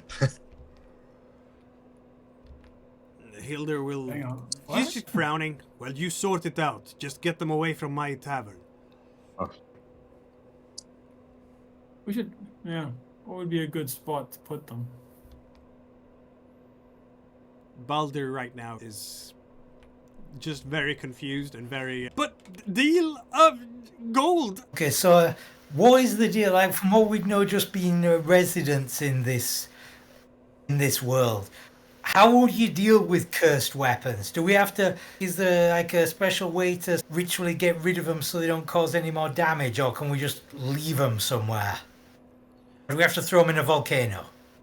Nah, you should be able to just leave them anywhere, I guess. It depends on how much you care about other people getting a hold of them. Yeah, we could just close them, and then we could maybe, when we go on an expedition somewhere, we could open it up and have our metallurgist fellow have a closer look at them.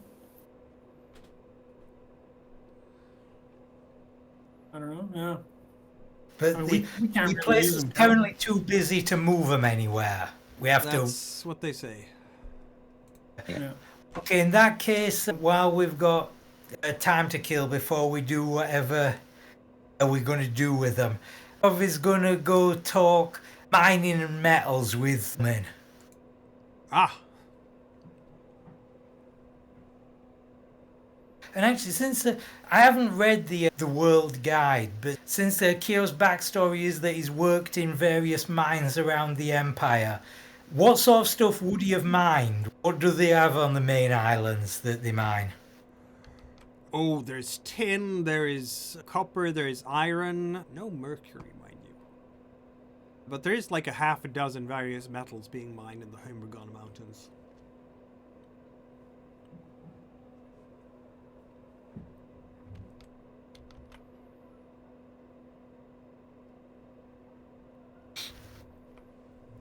So I guess he'll use that his mining knowledge to get the conversation going, and ask more about like the mercury mine and the iron tower.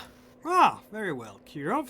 We're going inside to the tavern now. Well, I guess Hildur will have a stern talking to his son. Father and son. Father's son has messed up royally, and Rurik is like, but I thought we would finally be able to rebel. And Hildur, look at the swords. We could. What you could have done when. But Hildur, don't you talk about war to me, son. And the man who came with these folks here calls himself Guster. He will simply tell you that you decide how you want to deal with this. I can help you a little bit, I suppose. I have an old contact or two, and I know which routes in this town are patrolled and not patrolled. Not doing it for your sake, of course. He's looking at Baldur and Halveld and Wild.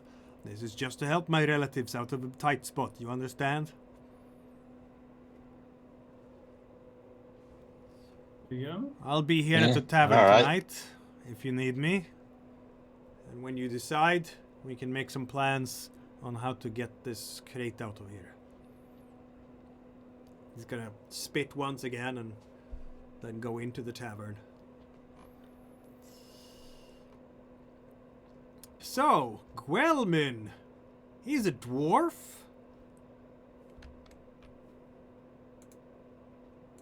And Kira wanted to have a word with him. It's almost there's a lot of stuff going on in this town, isn't there? Such a small town and all the things happening. I was gonna look at... Here we go.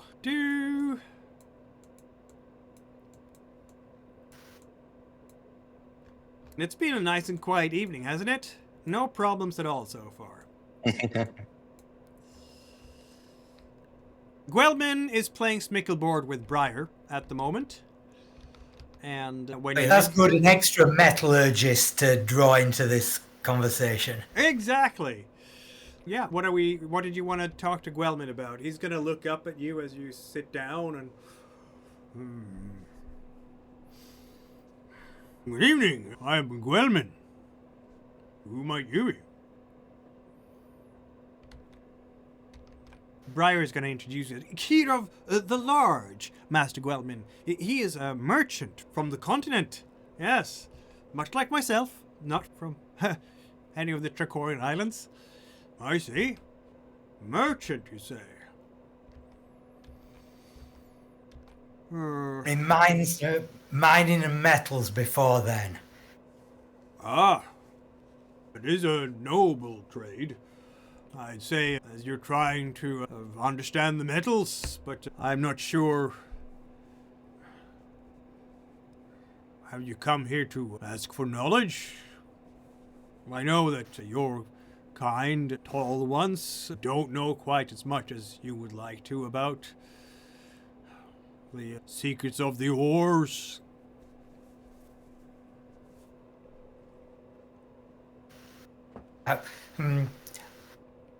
Worked in several metal mines, tin, copper, iron, and Briar was telling me you know of mercury.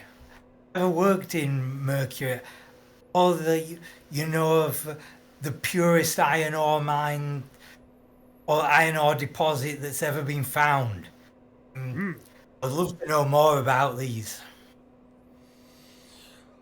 Yes, there is an excellent deposit under the Iron Tower. That's why it's called the Iron Tower.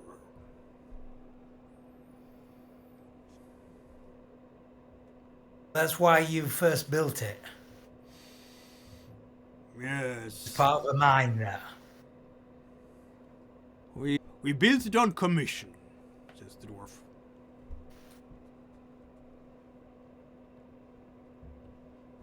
Oh.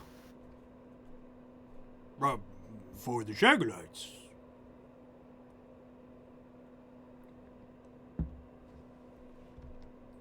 They paid us well.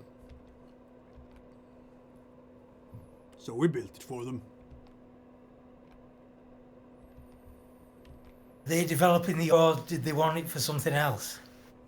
I couldn't tell you what they wanted it for. They were very specific about the location, but why? We didn't ask. Perhaps we should have.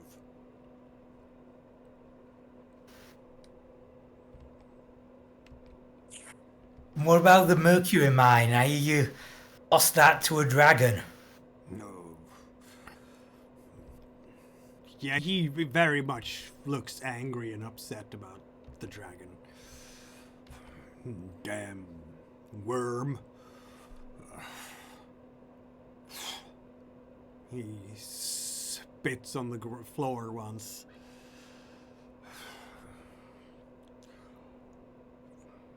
That was our mine. We used to. The mercury's very valuable to us in various ways, but now that the dragon is there, not much we can do about it, is there? The dragon want the mercury or just the mine? You would have to ask the dragon. We were busy running and not getting burned to death, and didn't really have time to ask why the dragon invaded our home. Yeah, his eyebrows are blistering with rage. When did this happen? When did the dragon invade? Many years ago.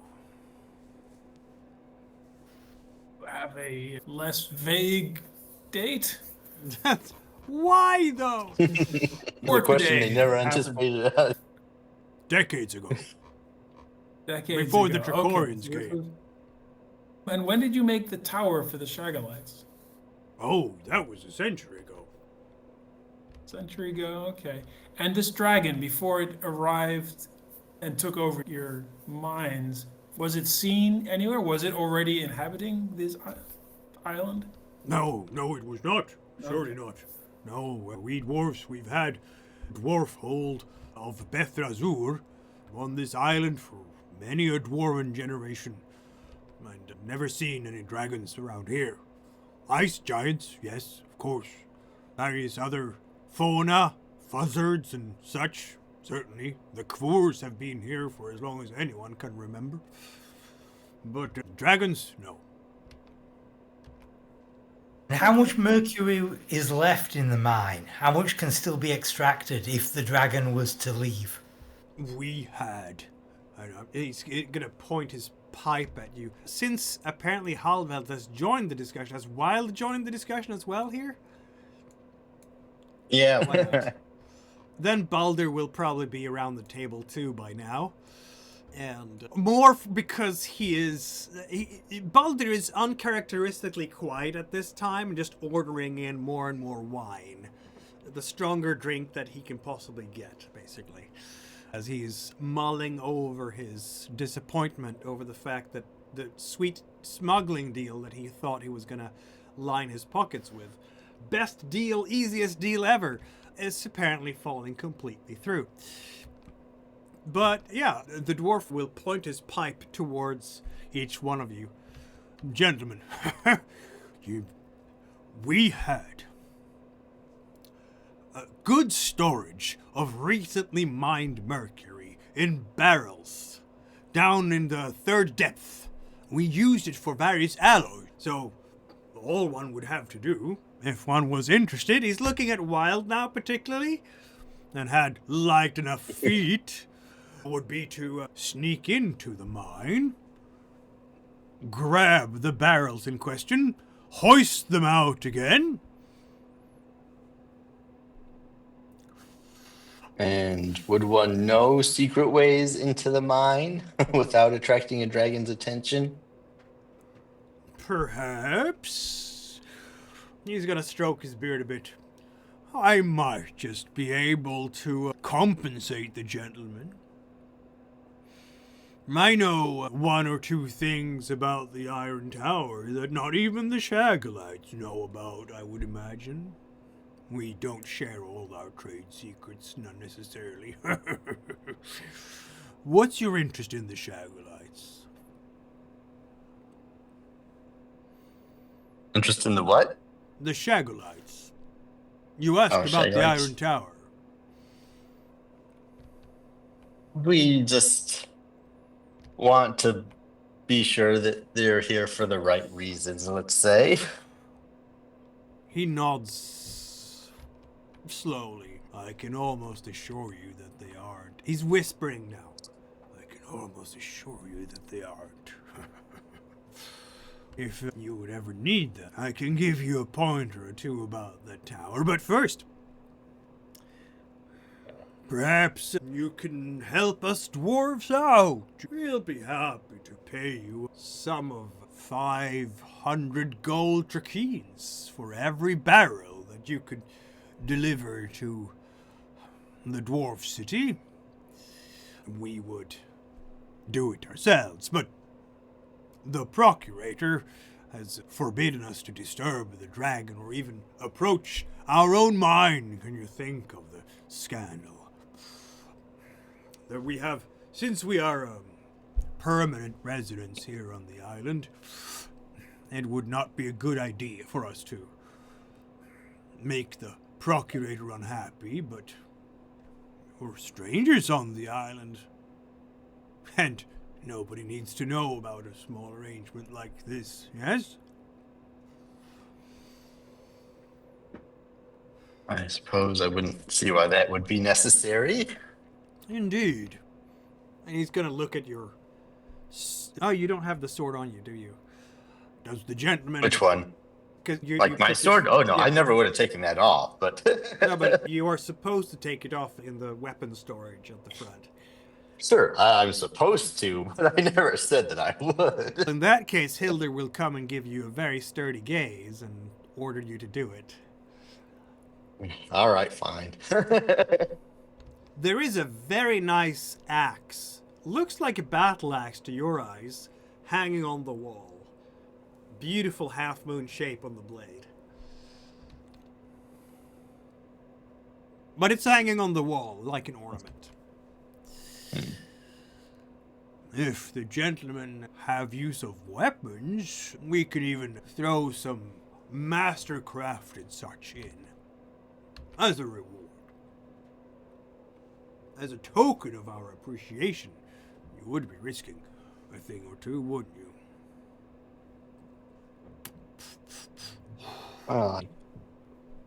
Certainly would hate to seem rude to such good new friends. I think we could certainly look forward to helping each other out, I think.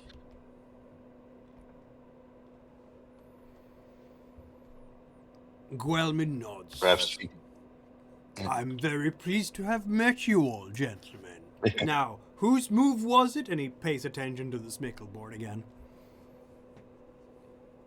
Briar is just looking very forlorn and very confused about this whole thing, and every once in a while you can see Briar, and then, oh, that's interesting.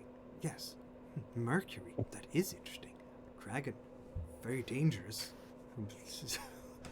It seems like Briar is very torn between the idea of getting to study a mercury mine up close and getting eaten by a dragon. Perhaps, Okay, so Briar, you would like to remain back while we try and clear the dragon out and see what it may be hiding in its lair. Perhaps?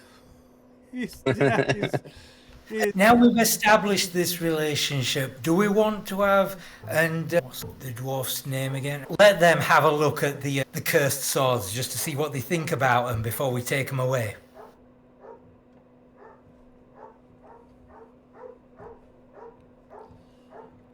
Isn't that a good question? Should we take one sword as a sample? Because then we can keep on, if we want to keep on showing people, we don't have to drag them to a box of 100 illegal weapons. But that means we have to drag a cursed sword around with us. Brilliant idea. Wow. That's the best idea I've Is ever it heard really of. cursed? Is it just, or is it just strange metal? Okay, no, it's just a suggestion. Who This is knows? our opportunity to get like a second and a third opinion on what these things actually are. Oh, that is an excellent idea. How many opinions do you need? Yeah.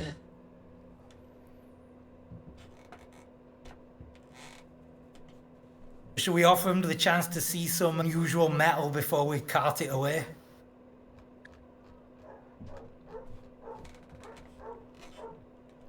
I don't know if that's completely Yeah. necessary, but if you want to do it. He is the official leader, and I'm not quite sure how he's going to react. We're pretty cool about it. Oh, weapons for an insurrection. Oh, but this guy is the official leader of the whole, and he's a bit of a tightly wound We can individual. just tell him that we found out about these cursed weapons and we're just going to help dispose of them before they can cause any harm, and not mention anything about where they came from, who the intended customer was. As you're talking to each other about how to solve this, I guess you are. But while Briar is having his Smickleboard game with Guelman, you're slightly off to a corner discussing these things. You will be approached by another fellow. It's busy at the tavern tonight. Everybody is here. Good evening, gentlemen. He is not very tall, say 5 foot something, 5'5" or 6" or something. Very wiry, very alert eyes, has dark, stringy hair almost, with a silver ring in his right ear. Good evening, gentlemen. You are strangers to the island, are you not? We are. Please, have an ale on me. And he's gonna, Miditi, bring over an ale here. And put some coin to the side. And smacks you in the back on the shoulder there, Wild. I am Shalaban, and I'm happy to guide you around this town, Arhem, and also around the entire island. If you need a guide, I am always willing to show strangers around this place.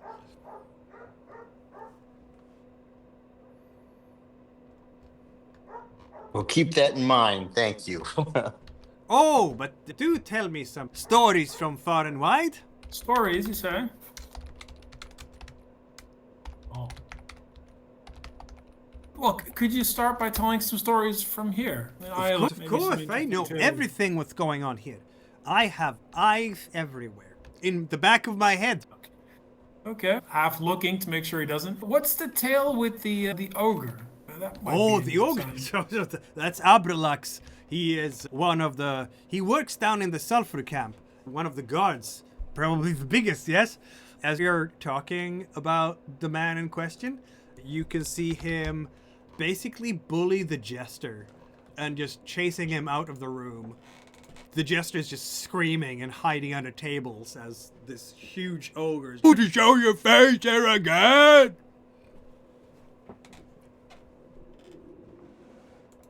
Now we know why he has anxiety.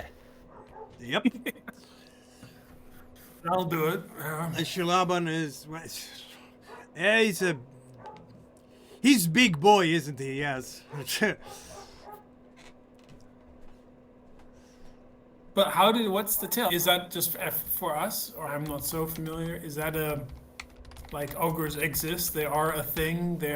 Or is that very rare or unique here? No, they're not unique as such. There are ogres here and there that are employed as camp guards or mercenaries or in various other capacities, for sure. Okay. He's just the ugliest one you've ever seen, if you've seen anyone else before. Okay. All right. So tell us, maybe the ogre isn't so interesting. Tell us about this beautiful hospital. I heard that there's a Shagalite hospital.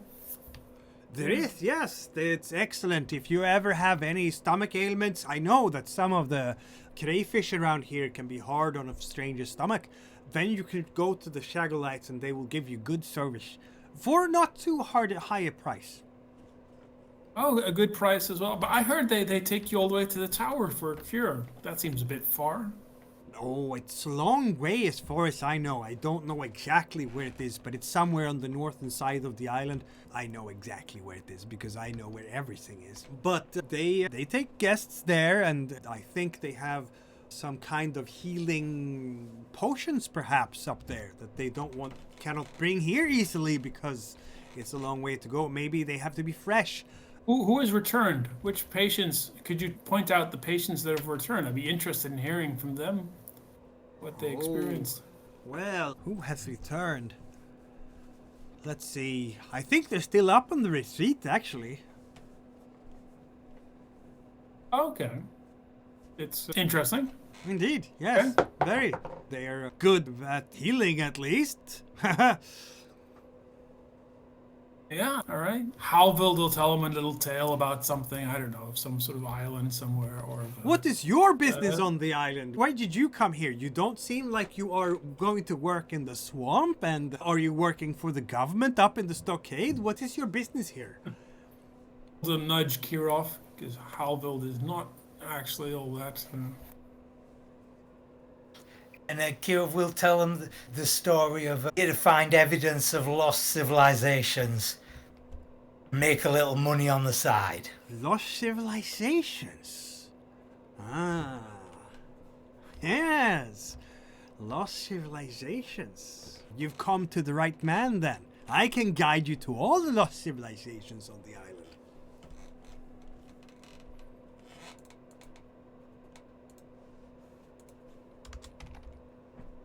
Kirov will just say civilizations.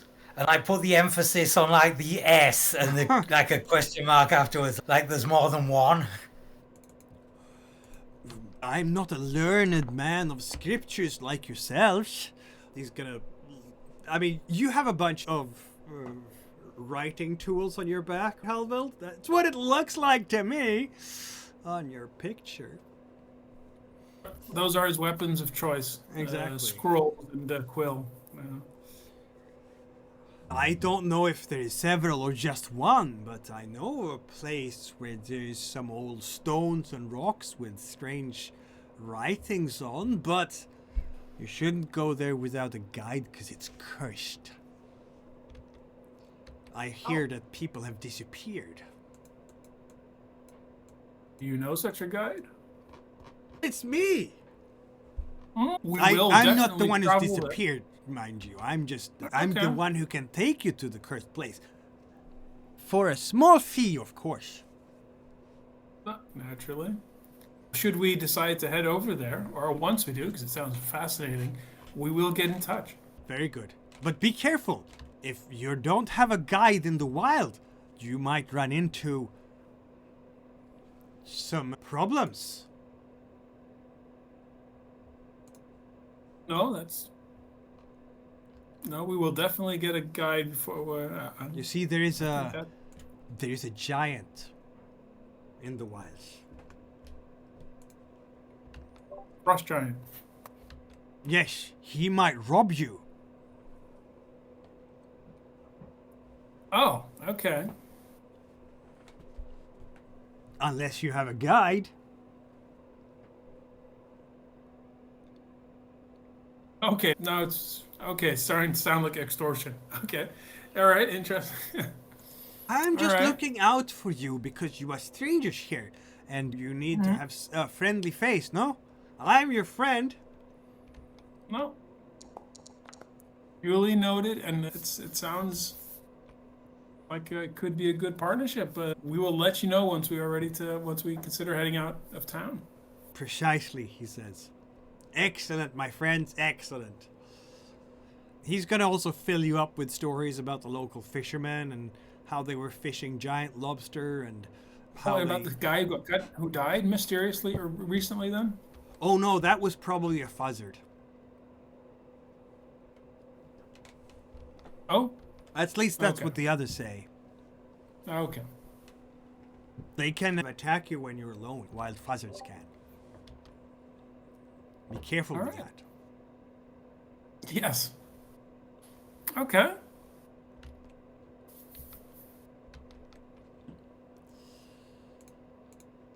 Long night at young Hilder's, hasn't it? Hasn't it been?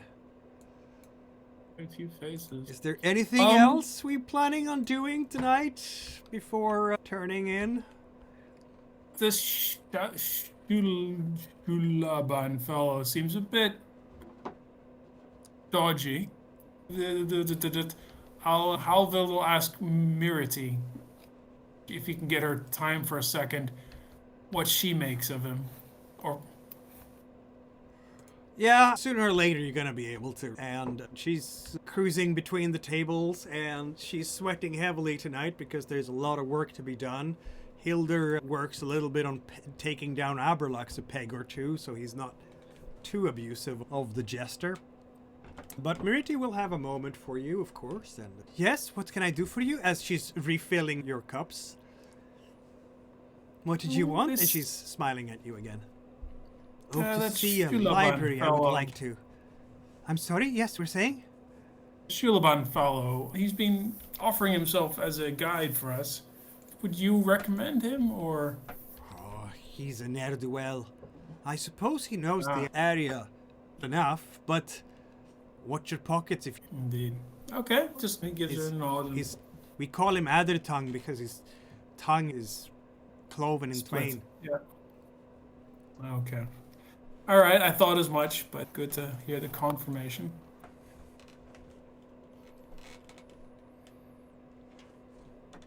I guess if we were just running off the end of the night, we'll also talk to the merchant mallards again, since he's met them before and fell in the gutter. We'll just try and get a conversation going with them about business opportunities and like what's going on in the town and where there may be money to be made and what people are looking to buy and stuff. Yeah. Asimud. Unlike the younger fellow, the younger mallard, Ronald, who is mostly here to strut around the table, and wherever there is a mirror, he's gonna just absolutely try to adorn himself as best as he can and really try to make sure that he catches the attention of everyone. So he's moving so that the light from the fireplace glances off all the... It's not really jewels as such, it's a colored glass that he has on him, but it glitters. Yeah, he's basically a walking Christmas tree, if Christmas trees were a thing in this world. The elder, you can tell that he's elder given that the extra wrinkles on his beak. Yes, he has a white fur beret and he has these enormous sideburns, feathery sideburns. He will be very happy to talk on business opportunities about various items. And he's also eager to hear any news that you might have from civilized lands. So it's a good opportunity for you to ingratiate yourself with the good Master Mugger, as it were.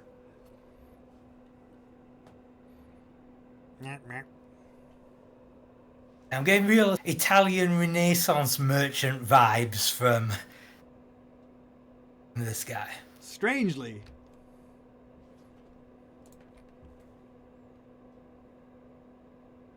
So are we still planning to move the swords tonight in the dark, or are we waiting till tomorrow to do something about that?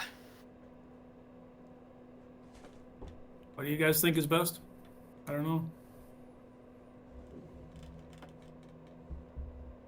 Was anybody goods is else your thinking we specialty, could Carol? we could take the cursed swords to the cursed stones? Just one centralized cursed spot. What could go wrong? It's What just, could go just put wrong? all the cursed objects. Yeah. We could bury them somewhere, and then we could dig them up when we need them again. The old bury in and mark the spot. It's gonna be well past midnight. And no, there's no weather inside the tavern. Thank you very much, Foundry. Past midnight, when people are finally starting to leave this tavern and things are calming down considerably. That includes just about everyone here except Guster and the actual residents of this place. And as you're... I don't know what you want to spend the night doing, just sleeping or smuggling weapons out of town. I know that your hosts definitely want you to smuggle weapons out of town, but it's a little bit up to you to decide how you're going to spend the night. But as you are thinking about what to do with the evening, you will see a familiar face entering. And it's Perima, the young druid. And there are tears streaming down her cheeks. And the moment she sees all of you, she just lights up, her face lights up, and she comes towards you and she says, "Please, help me." And that is where we stop the session for this time. What is going on? What does she want? Why does she want it? Nobody knows yet at this moment. Except that she says, they're all gone. Who knows Dun, what dun, this dun. might mean? Dun, dun, Okay. dun. All right. And with this, my friends, we end this session. The mystery in Arhem, it's a place of lots of things going on, isn't it? So join us in a week when the plot in Arhem is thickening, and I'm sure that the adventurers will have even more leads to follow up on. Meanwhile, follow the channel, subscribe, ring the bell icon, do all the things to please the gods.